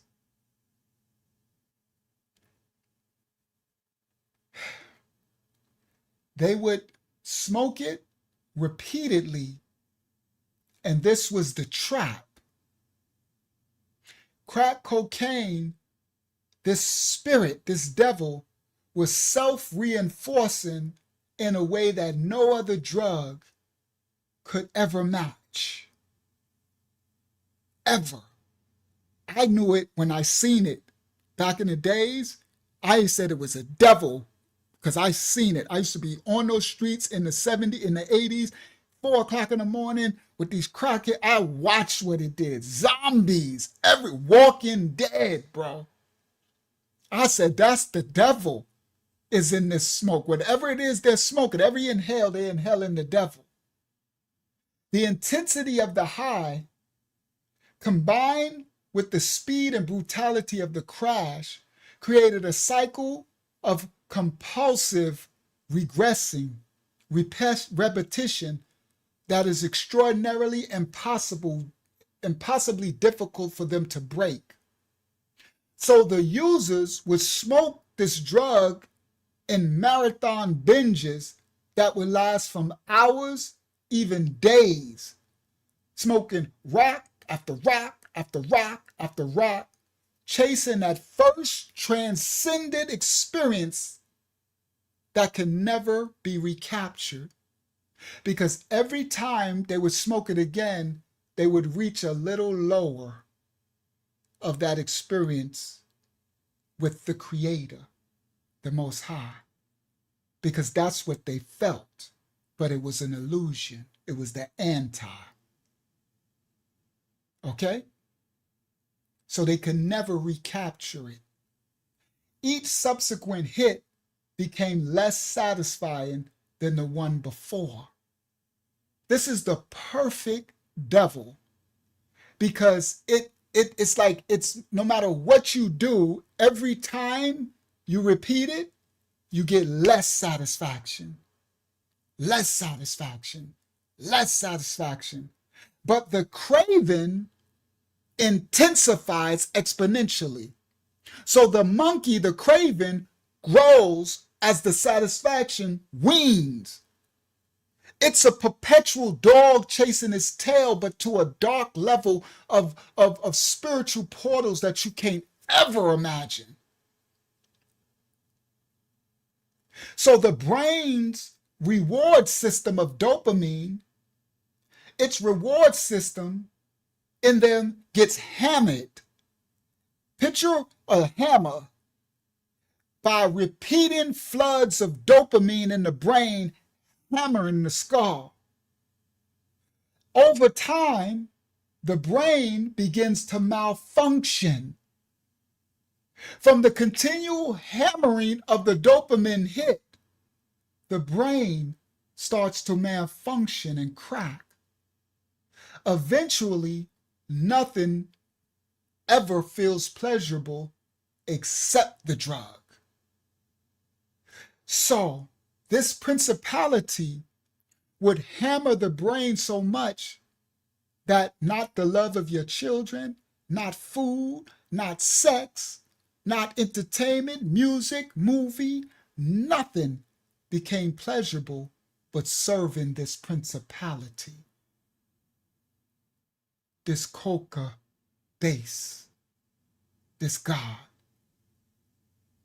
Food actually loses its taste. Sex loses its appeal. Sleep became impossible unless they totally crash, and then they wake up and chase it again. The only thing that matters, and the only thing that the brain would be allowed to focus on, was the next hit. The brain and every attribute of the temple would all converge into one, ahayad, oneness, to make the body go get the next hit. The early freebase method, which involved using ether or other volatile solvents, was very dangerous. You could blow up. That's where Richard Pryor supposed to have blew up, okay? When he was freebasing. They say he poured it on himself. Rich said he blew up. Now, the early method, now remember, they made this up in the labs, the chemists in UCLA and Berkeley. The early freebasing, all right, was very dangerous. All right, because you had to mix those volatile solvents. In 1980, the comedian Richard Pryor, while freebasing, he suffered third-degree burns over his whole body. Okay? So, the chemists in Berkeley and UCLA, allegedly, they said, they came up, we need a safer, simpler method. The institutions who want this drug to be pushed into the Black community told these the CIA, I mean, sorry, the UCLA Berkeley chemists, you need to come up with something easier that the everyday user can use. That could be done, something that to make the method safer, simpler, and require no flammable solvents. And they came up with baking soda. It could be done by anyone, anywhere. So street level dealers became pharmacists doing chemical reactions. And I did at 12 years old. I was a chef that pot. Yeah, I was. I could cook. And street level dealers quickly realized that they could buy powder cocaine from their suppliers, and then they could get baking soda and turn it into base crack themselves, multiplying their profits.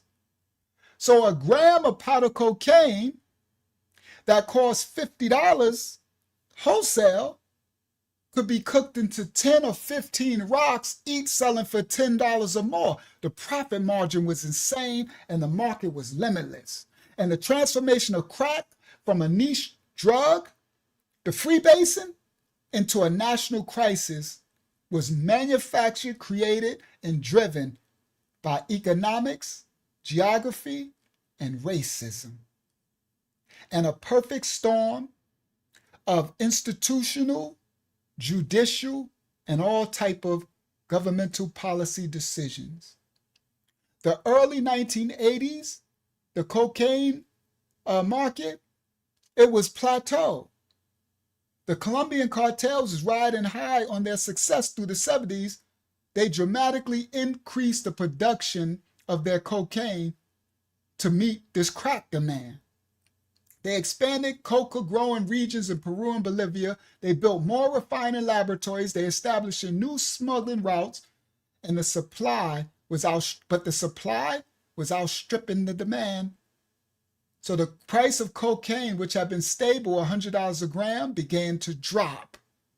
By 1982, the price dropped to $70 per gram in the major cities. But by 1984, it was low as $50.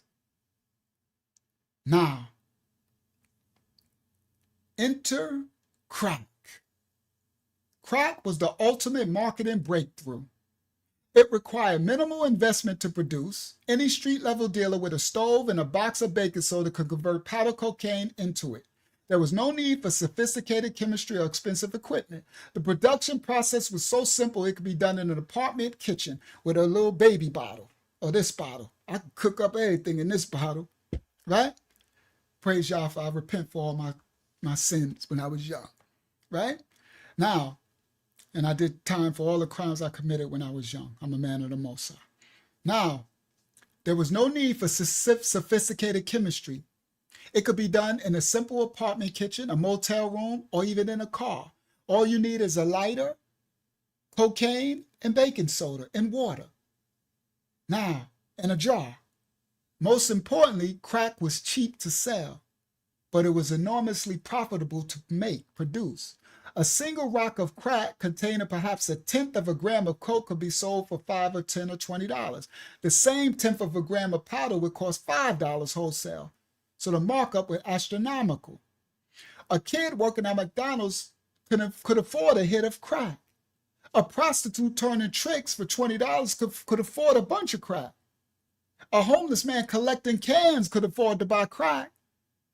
The drug was democratized, sent it to the Black community, and it exploded. Yeah, Arm & Hammer got paid. The drug appeared as freebase in Los Angeles first, surfacing in the South Central area. It appeared in the Bay Area first because the what's the names experimented. The clip I showed you at the beginning. They experimented in Berkeley, the chemists. They experimented. And so their experimentations went right out into the Berkeley neighborhoods. Introduced into the lexicon. We had monkeys smoking crack cocaine in the basement labs at UCLA 13 years before the word was invented, because we knew it was coming. See? He said we had the monkeys smoking crack in the basements labs of UCLA 13 years before they released it because they knew it was coming. All right? Make sure that we understood everything. We're working on the next ones already. We're working on the next drugs already. He admits he just... We don't give them any feedback, but we're in touch with a lot of the underground chemists. All right. Now, we broke that down first. He explained they created it in the lab. All right? Let me get back. Share this tab instead. Now, we almost finished. I got a lot more, but it's okay. I'll close out. So now, they released it in Los Angeles first, because that's where they created it, in Berkeley and UCLA. But the big push, once they refined it from base to crack, once those chemists made it into crack, the big release, they released it in South Central. This is around 1981 and 1982. The epicenter was a release in the projects called Nickerson Gardens and another project called the Jordan Downs Housing Projects. Shout out to Cali. These were public housing complexes that were already plagued Black people by poverty, unemployment, and gang violence. They had already made the gangs to help fight against the police system okay? So now, they release this drug from the universities into South Central, Nickerson Gardens, Jordan Downs housing projects. And the introduce and release of this crack turned these neighborhoods into war zones. But crack didn't just appear to them spontaneously. Then they shipped railroad yards of military guns and left cargo rail shipments of guns open so that they can get the guns to fight with one another with the crack. And this ain't allegedly. This is documented facts. Now, crack turned these neighborhoods into a war zone, and the guns that they introduced. It was introduced, marketed, and distributed by the system. Now, one man that they targeted to symbolize the crack trade in Cali, LA, more than any other, was a young man named Ricky Donald Ross, known as Freeway Ricky Ross. He was born in 1960 in Troop, Texas, but grew up in South Central LA. He was a talented tennis player in high school, good enough to earn a scholarship. His dream was to turn pro, to escape poverty and violence of his neighborhood through sports, but he couldn't read. He struggled with illiteracy his entire life, passing through the Los Angeles public school system without really learning to ever read beyond a second grade level. When his colleges discovered he couldn't read the textbooks or complete written assignments, they revoked his scholarship, his sports scholarship, and his dream died. Broke and desperate, he drifted into drug dealing. He started small, selling weed. Then he moved on to cocaine, powder. But then they introduced this crack beast. When crack got released, Rick Ross, not the dude singer, the original one, I showed them earlier in the clip, he recognized the potential immediately. He understood the economics. He understood that crack's low price meant he could sell to a much larger customer base. He understood the scale. He thought like a businessman, even though he couldn't read. So he started to buy cocaine.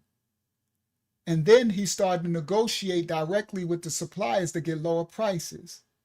He established a network of dealers who would work for him, and they would operate. He would give it to him on commission. He took his profits and reinvested it and bought more, expanding his operation into new territories in California. He would hire more drug dealers, and within a few years, he built a distribution network that stretched all across Los Angeles, even into other cities. At the height of his operation, he was moving astonishing quantities of cocaine. All right? Now, he was methodical, efficient, and he treated his drug empire like a legitimate business. He kept meticulous records, and he established quality controls. He built customer loyalty by ensuring that his product was raw, uncut, consistently potent, and his prices were lower than everyone else. He avoided ostentatious displays of wealth that attracted the police. He wasn't driving in the big cars and wearing the big stuff. He didn't wear big chains. He didn't drive flashy cars. He was, by the standards of the drug trade, what you would see a professional. But his story is more darker and sinister. It's the biggest, one of the biggest American scandals in American history. Ross's supplier, the man who provided him with cocaine at prices so low that he can undercut any other dealer, was a Nicaraguan exile named Danilo Blandon. Blandon was not just a drug dealer, he was a political operative with deep ties to the Contra rebels. Those were the fighting against the socialist Sandinista government in Nicaragua. This is the early 1980s and the Ronald Reagan administration. The Ronald Reagan administration was obsessed with stopping the spread of communism in Central America.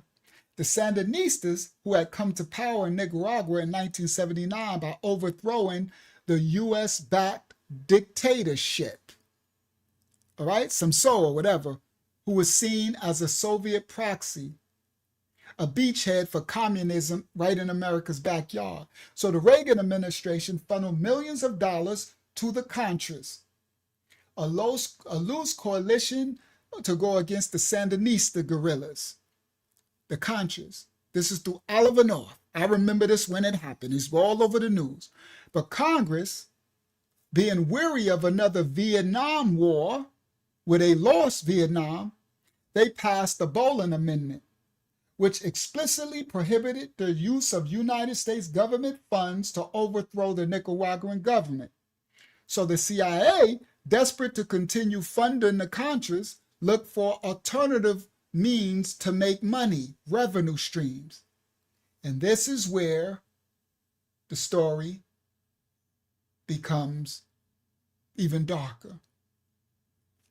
Danilo Blandon, who had fled Nicaragua after the Sandinistas took over, became involved in cocaine trafficking. He later testified under oath that his initial motivation was to raise money for the Contras in Nicaragua. He and his associate, Nora Menez or whatever, another Nicaraguan exile with ties to the Contras, they began importing cocaine from Colombia and distributing it into California. Blandon testified that his primary customer was Freeway Ricky Ross. The question that would haunt American politics for years was this: did the CIA know about Blandon's activities? See, that's already been proven, but I'm going to do allegedly. Did they facilitate them? Did they actively protect Contra-connected drug traffickers from persecution in order to keep the money flowing to give to the rebels to fight? The evidence is circumstantial, but damn it, whatever. I ain't about to get on the letter boy's nerves. The such and such IA operatives were documented meeting with all of the known drug traffickers. All the DEA agents reported their investigations into Contra-connected smugglers were shut down later by the high authority. The pilots who flew weapons to the Contras later testified that they returned after they flew the weapons to Nicaragua. They returned with airplane loads full of cocaine. They testified. In 1996, investigative journalist Gary Webb published a series of articles in the San Jose Mercury News titled Dark Alliance. All y'all gotta do is look up Oliver North and the Contras. I remember when it was on the news. So I remember it verbatim. It was all on the news. Ollie North, that's who they used, a military, and he told it all. And he ain't went to jail a day in his life. This is how the drugs, the crack, flooded our neighborhood. All right. The series alleged that the EIA, the CIA, had facilitated or directly orchestrated the flow of cocaine into South Central to fund the Contras. The story was explosive. The major newspapers, the New York Times, the Washington Post, the Los Angeles, all attacked the report, Webb's reporting viciously, all right? Saying it didn't happen. Wrong. Webb had, they was trying to say that Webb did not prove that the EIA's involvement in crack distribution, but the core of his reporting was true. The Contra supporters, including the Nicaraguan Blandon, had trafficked cocaine into the United States, and that agency knew about it and promoted it. They actually interfered with law enforcement to protect the cargo coming in. That news reporter was forced to resign from his news. His reputation was shattered. In 2004, Gary was found dead in his apartment with 2 gunshot wounds to his head. R.I.P. to that Gary Webb, the reporter who exposed it all. The death was ruled a suicide. The devil's lie. A subsequent investigation by the Letter Boys Inspector General release in 1998 confirmed many of Webb's core allegations. The report found that the Letter Boys had indeed worked with the drug traffickers connected to the Contras, that it had blocked law enforcement investigations and failed to report drug trafficking. The crack epidemic had tore through the Black American cities. Thousands upon hundreds of thousands dead, hundreds of thousands in Britain, it spread, hundreds of thousands in prison. The Black neighborhoods of Los Angeles, New York, Miami, devastated, but crack was still spreading. After it left Los Angeles, it moved to New York with terrifying speed. By 1984, it was in New York City, Detroit, Washington, D.C. By 1986, it was everywhere. The spread was facilitated by the system. Crack generated so much money that it transformed gangs from loosely organized neighborhood groups into disciplined criminal enterprises. After they flooded the guns into Cali, everyone needed guns to defend the territory. In New York City, crack arrived with a ferocity like it had never arrived anywhere on earth. New York City had been struggling economically throughout the 70s. They were near bankruptcy in 1975. The white flight from the cities to the suburbs and the abandonment of entire neighborhoods had created vast areas of urban decay. The South Bronx looked like a war zone, a bombed out war zone. Harlem, which was once the cultural capital of Black America, was hollowed out. Its grand brownstones converted into shooting galleries and crack houses. Brownsville and Brooklyn, East New York, Jamaica, Queens, Strong Island, Staten Island, these neighborhoods were forgotten by all of their governments, starved of any investment and left to fend to themselves. Crack houses proliferated like cancer. These were scenes of pure human degradation. A typical crack house would be an abandoned building or a rundown house or apartment, its windows boarded up or covered with cardboard, the front door reinforced and guarded inside. The scene was like Dante's Inferno. The air would be thick with the sweet chemical smell of burning crack and the stench of human feces, unwashed bodies, the decay, no furniture, bare floors, empty crack vials everywhere, broken pipes, used condoms, garbage, dim lights filtered through cracks in the boarded windows, with children starving and hungry on the floors. Users would arrive with whatever money they had, as little as $5, $3 to buy a single rock from the dealer. In the back rooms, people recline against walls, couches, floors, smoking crack to a stupor. No conversation, no community, just isolated, devil-possessed individuals locked in their own desperate portal of sin. The house itself became a business.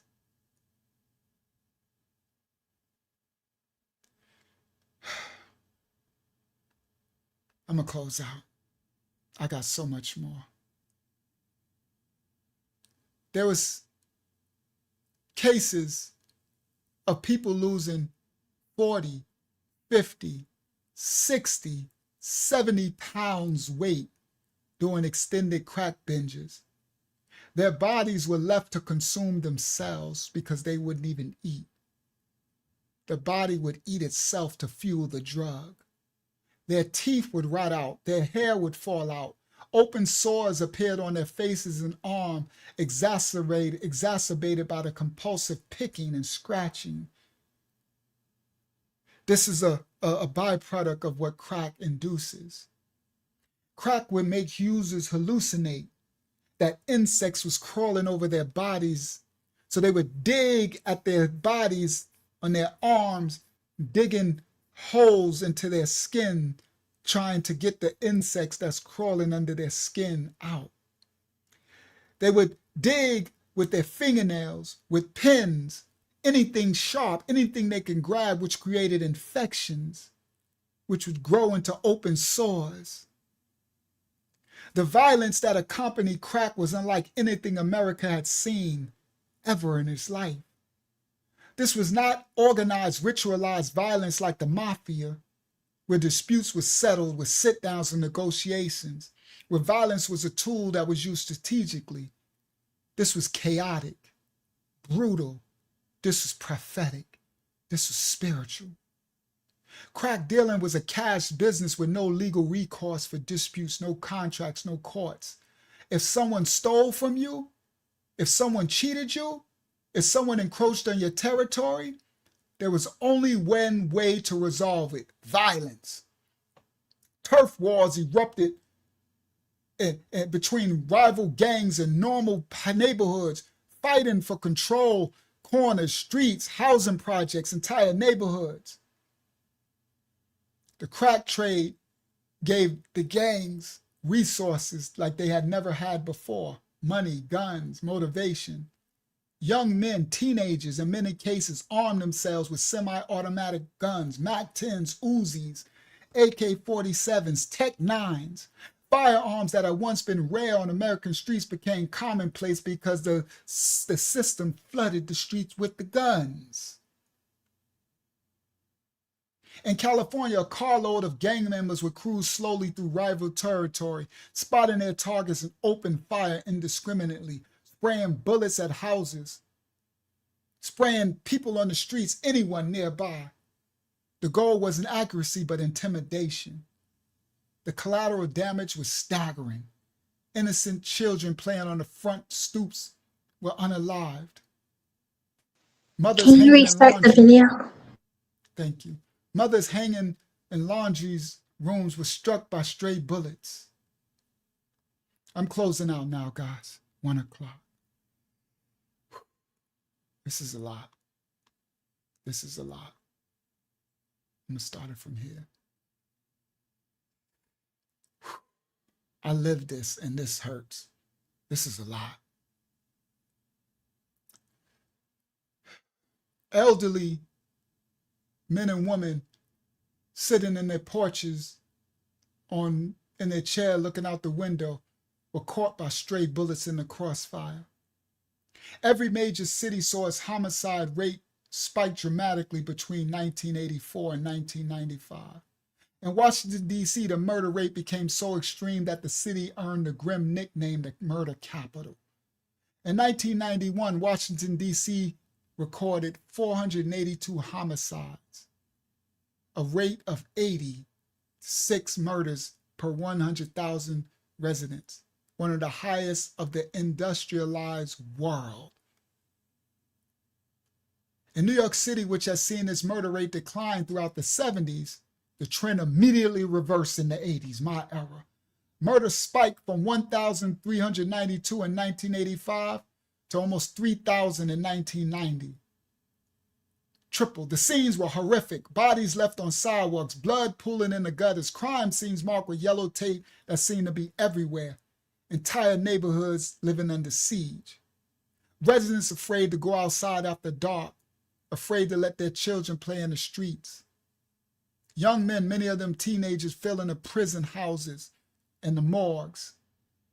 In some neighborhoods, nearly every family had lost someone, a son, a brother, a mother, a father, to drugs or violence or both. Funeral homes got rich. It became routine, numbing. Mothers burying sons and daughters in their early teens and 20s, laid out in caskets. The phrase, "another young black man gone," became a tragic, repetitive refrain. It was repeated in community centers and meetings in churches, in quiet conversations. The sense of hopelessness was pervasive. I remember that. Why plan for a future when your present was a war zone? I put my children in the school and the projects because I didn't think I would live to be this age. I was not guaranteed. So I prepared, I lived my life accordingly. Why prepare for no future when no future guaranteed? Why stay in school when your classmates were making thousands of dollars a week selling crack? Why obey the law when the law abandoned your neighborhood? They were the ones hunting you down. The human cost of crack cannot be measured simply in overdoses or murders, though plenty of both happen. The real devastation was slower and more insidious. The real devastation of crack was the disintegration of families, the collapse of the Black communities, and the criminalization of an entire generation of Black and Hispanic Americans. Crack addiction, because of the drug's intensity and the speed of its grip, created addicts in a way that even heroin struggled to match. The people lost everything. And the Hispanics, they got it by proxy because in close assimilation in New York. But it was targeted at us, the so-called Blacks. They lost their jobs, their homes, their children, their dignity, chasing the pipe. The stereotype of the crack addict became one of the most defining images of the late 1980s and 90s. That image was a skeletal figure with sunken cheeks, wild, wide eyes, bloodshot, scratching at imaginary insects crawling under their skin, ranting, willing to do absolutely anything for the next hit. This image was a real deterioration that chronic crack use causes.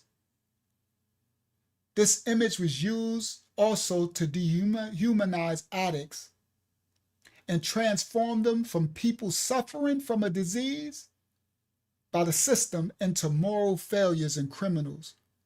And the system said they simply chose to be bad. But this was systemically introduced on the cheap people of the book. The distinction is critical because it shaped how the political judicial policy responded. If addiction is a disease, then the appropriate response is treatment, compassion, a public health intervention. If addiction is moral failure, then the appropriate response is punishment, prison, enslavement. America chose punishment. But before the punishment came, the victims were there. And among them, the most vulnerable victim of them all was the Black child. There was a term that came to pass from this called crack baby. The crack baby entered the lexicon in the mid-1980s, and it became one of the most powerful and damaging narratives of the crack era. The story of the crack baby, as told by media outlets, the public, health officials, was simple but terrifying. Pregnant women addicted to crack were giving birth to children who were irreparably damaged. Children born addicted to crack. These babies were exposed to cocaine in the womb, and they would be born with severe developmental disabilities, cognitive impairments, emotional problems, and a lifetime of struggle. They will be born with the principality, inherited generational curse. This generation was called the lost generation. They were called children doomed before they even drew their first breath.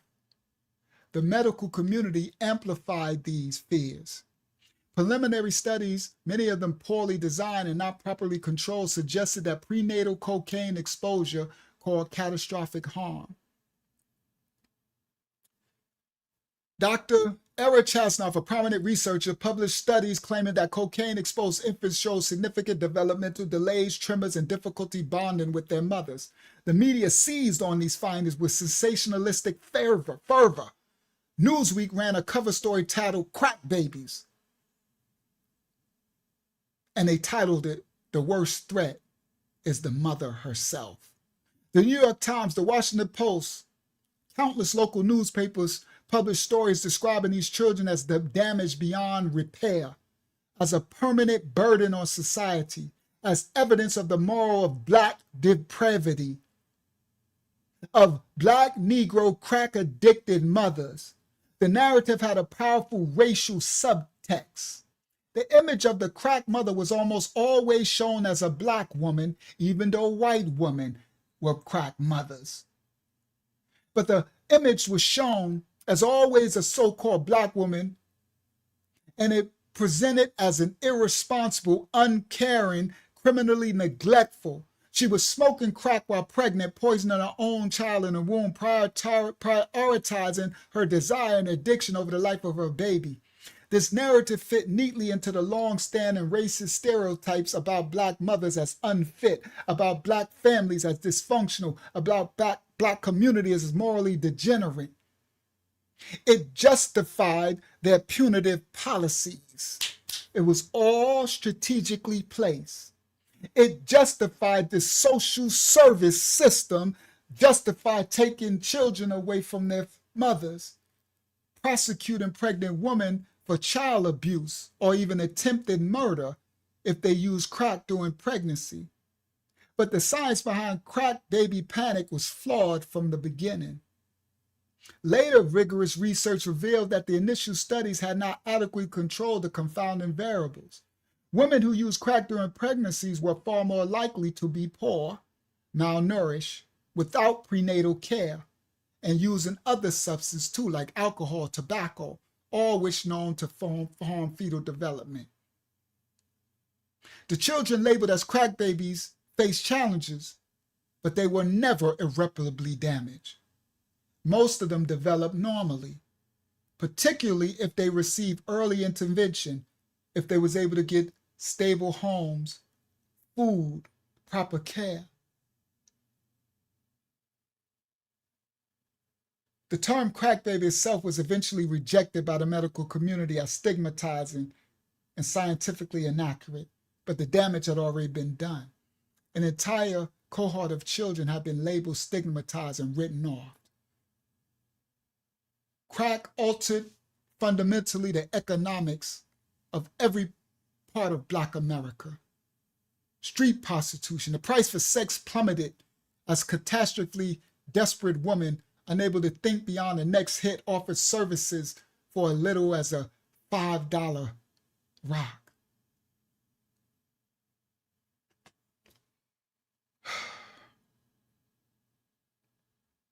I got too much to go. I'm going to close out.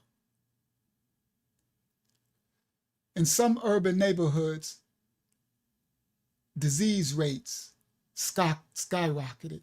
HIV, 30, 40, 50%. Children suffered in ways that are difficult to fully articulate or comprehend. They grew up in homes where parents were absent. No food, no lights, no furniture. Roaches, rats. Parents physically present but emotionally unavailable or consumed entirely by their addiction. A child might wake up to find their mother gone, disappeared for days on a crack binge, leaving them alone with no food, in the care of unequally unreliable relatives, or the care of themselves, or the care of a rapist, a molester. These children witnessed violence, domestic abuse, fights, shootings. They went hungry because their parents spent their grocery money on the drug. They got evicted from apartments, moving constantly, shuffling between neighborhoods, schools, between relatives, shelters, foster homes. Schools in crack-ravaged neighborhoods struggled to even function. Teachers reported students exhausted, traumatized, hungry, unable to concentrate. Some of us took on adult responsibilities far too early, caring for young assemblies, trying to maintain a semblance of normalcy in a chaotic world. Others acted out in trauma, manifesting as aggression, defiance, or withdrawal. The education system underfunded, overwhelmed, ill-equipped to deal with the scale of the problem. Dropout rates spiked. Academic achievements plummeted. An entire generation of young Black men and women was falling through the cracks, quite literally. It reminds me of J. Edgar Hoover's COINTELPRO. We have to make sure a Messiah is not born from this generation. When they squash out the Panthers who wanted to give food, see the programs. The sense of hopelessness was pervasive and self-perpetuating.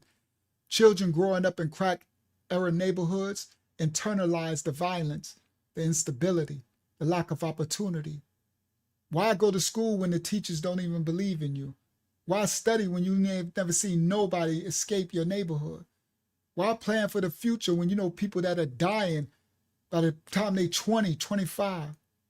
The crack epidemic didn't just destroy the people who used the drug, it destroyed the social fabric of the entire Black communities of America, fracturing the informal networks of support, extended families, neighborhood association that historically sustained Black communities through adversity. There was no response.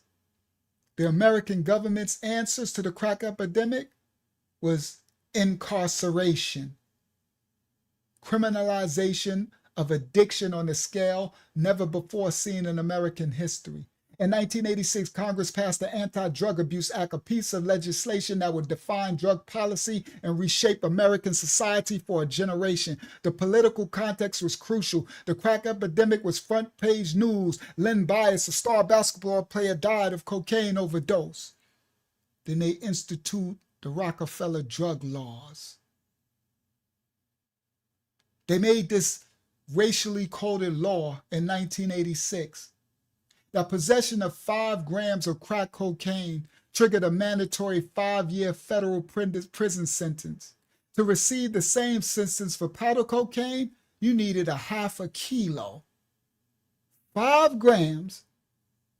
This was 100-to-1 sentencing disparity. 5 grams, everybody, is about the weight of 5 sugar packets. A tiny amount that you could fit in the palm of your hand.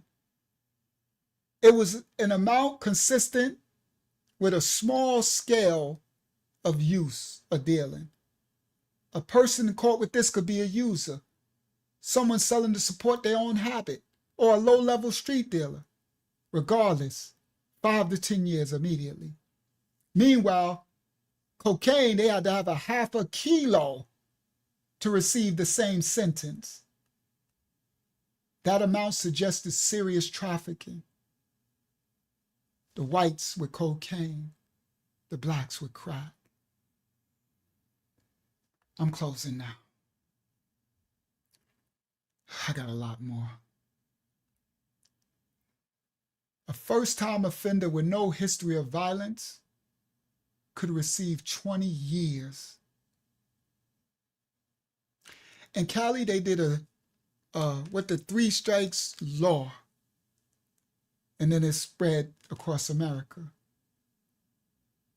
3 times caught, you get life. 3 felonies, no matter what, life imprisonment.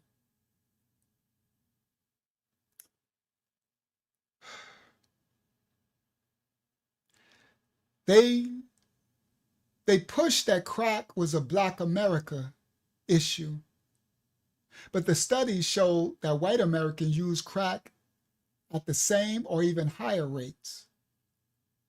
But the white users were less likely to be arrested. Their neighborhoods were heavily policed, their trailer parks or whatever. They were less likely to be caught in the war on drugs. So, a first-time offender could receive 20 years. A single mother caught with crack could get 5 to 10 years, her children placed in foster care.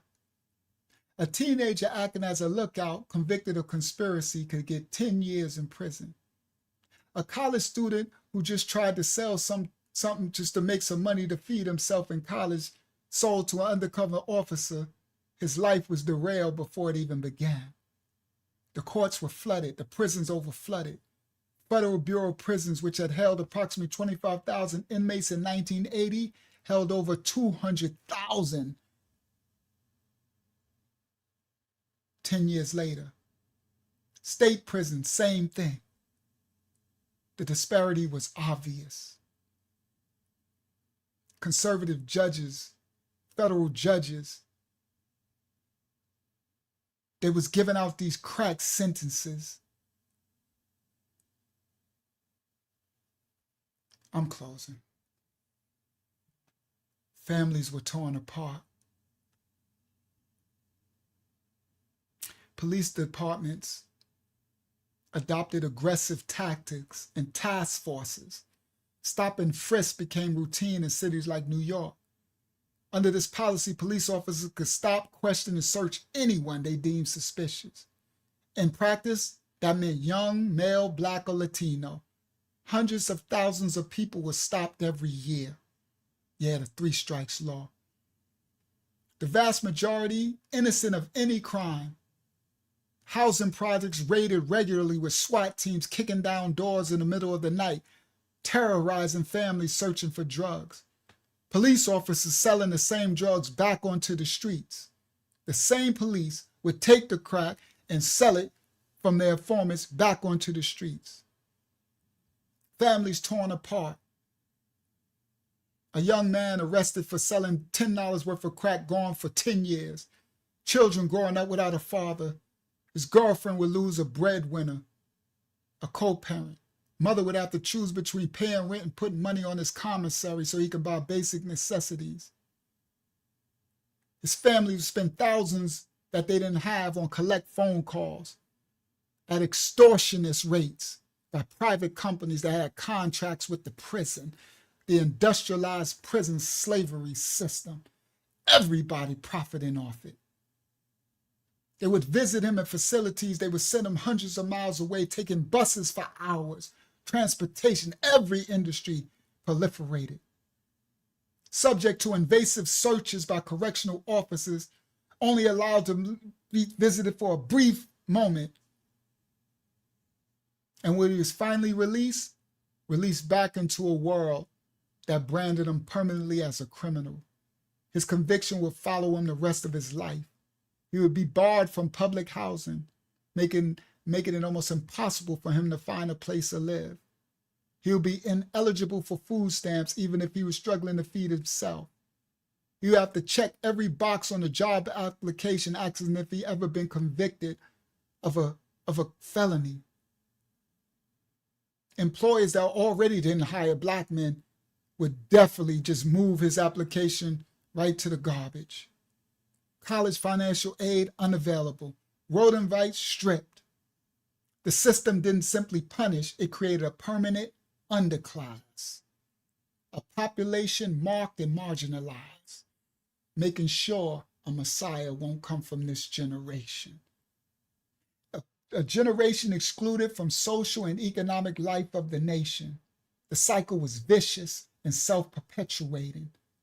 Unable to find legitimate employment, many of the former inmates returned right back to the drug trade, the only economic opportunity available to them. They were caught again, sentenced again, returned to prison again. Recidivism rates soared. Families that had already been fractured over and over again. The generational trauma was profound. Children grew up with their fathers in prison, visiting prison, absorbed the lesson that prison life was normal. It was an expected part of life for Black America, for those who were unfortunate. We were far more likely to end up incarcerated than successful. The crack laws didn't just fill prisons, they destroyed our communities. They created gaps in the social fabric that could not be filled. They removed fathers, brothers, uncles, cousins, sisters, aunties, mamas. They removed the men who might have mentored the younger boys, who might have worked legitimate jobs, who might have contributed to their neighborhoods to protect and provide. The economic impact was staggering. Incarceration removed productive people from the labor force, reduced household incomes. They didn't get rehabilitation, they got incarceration. It created neighborhoods full of single-parent households where women were left to raise the children alone, to work multiple jobs, navigate poverty without a husband or a wife or a boyfriend. The crack epidemic and the policy response, it did not simply harm individuals, it inflicted a collective intergenerational wound on Black America that has not healed and cannot heal as long as the structural conditions that created it remain in place. Crack did not just ravage communities, it permeated American culture. In the 80s and 90s, it became a media obsession. Newspaper ran lurid stories about crack babies all the time. When hip hop was created, it spoke out against crack. We had crack campaigns. Get off the crack, say no to crack. So what did the Ashkenazi convertites, Serpent Seed do? Took over the music. We had songs like, a child was born with no state of mind, blind to the ways of mankind. Don't push me because I'm close to the edge. Cautionary tale of cocaine and crack's destruction. Self-destruction. You're headed for self-destruction. Stop crack. Songs. But you know what they did? They stopped giving record deals. They took over the music industry, and then they promoted industries. They promoted musicians that would promote the further destruction.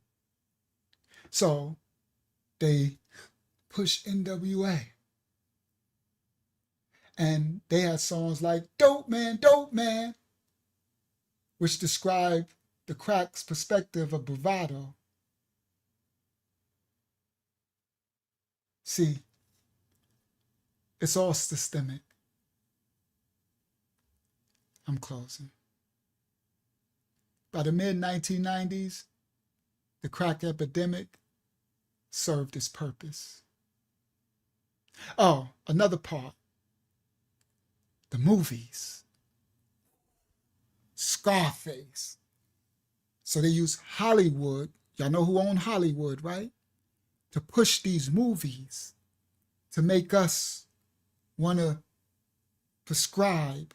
As they pushing the drugs in, they push the movies to glorify it. Scarface. Now we want to be Tony Montana. New Jack City. Now we want to be Nino Brown. You understand? See, these are exploitation films while they pushing the drugs and they pushing the guns to have us look to prescribe to be this, our heroes. The world is yours, Scarface.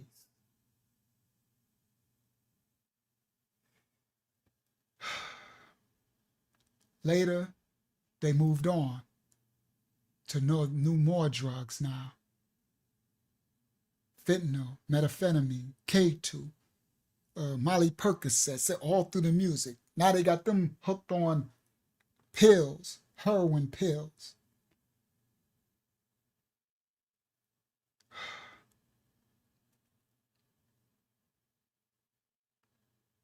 All right,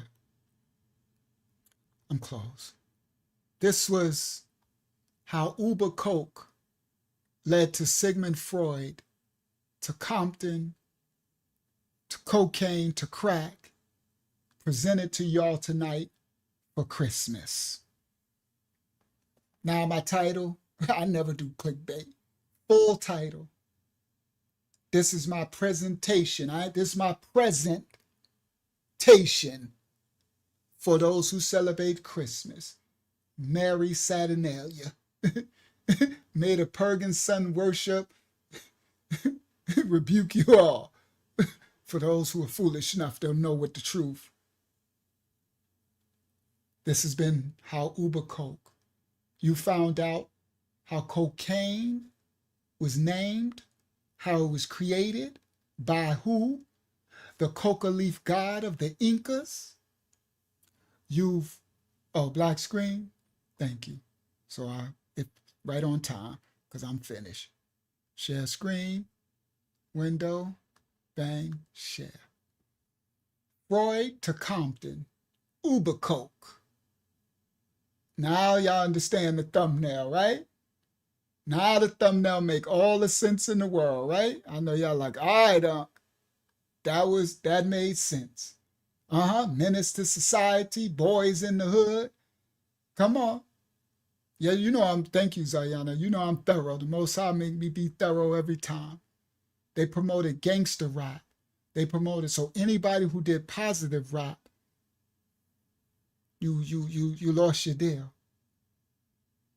They promoted hating women, black, hoes and tricks, gang culture, gangs, drugs. It's all systemic. So the thumbnail, from Sigmund Freud to Compton, Uber Coke. The fact that it was Uber is a whole please hit the like button.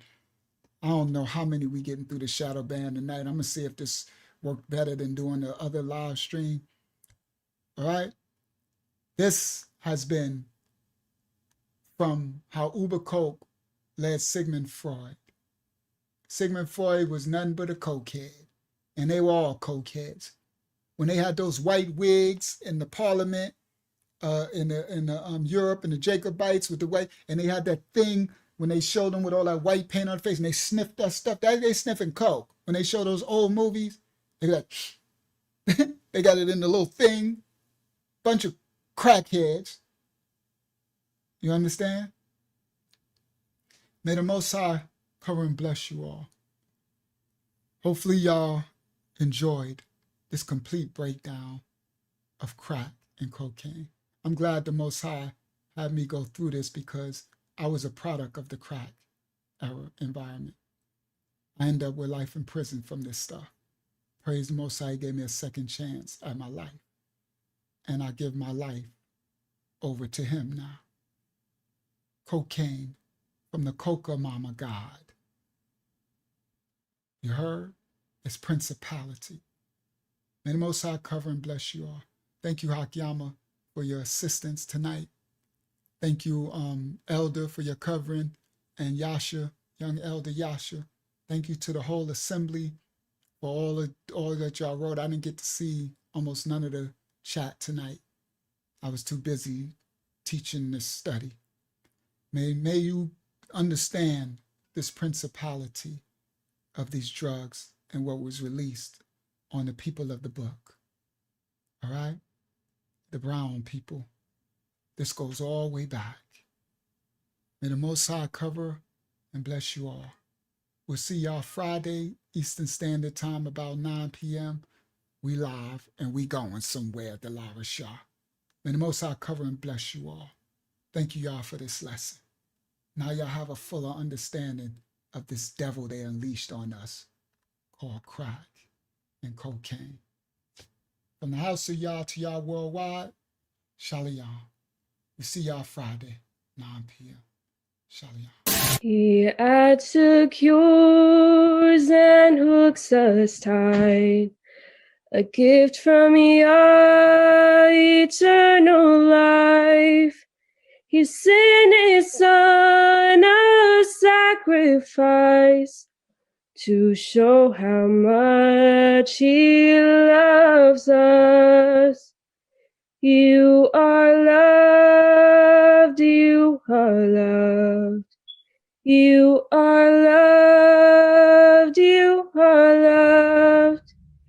You are loved, oh, you are loved. You are loved by Yahuwah. Praise Yah.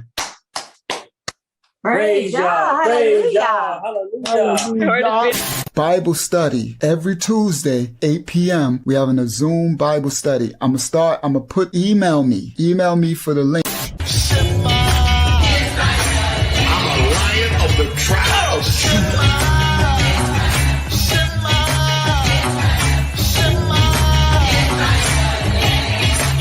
Say it again.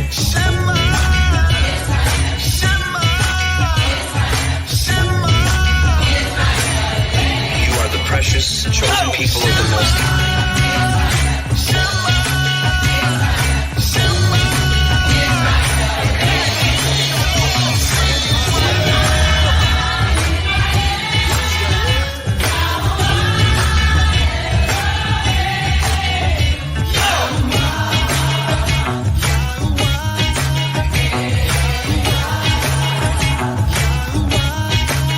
You got that right. We hope you have a good time watching our videos, and we'll see you in the next video. And we'll see you in the next video. So like and subscribe. Our channel. Yeah. We are the true Hebrews. We are the true ones that fulfill Bible prophecy and scripture.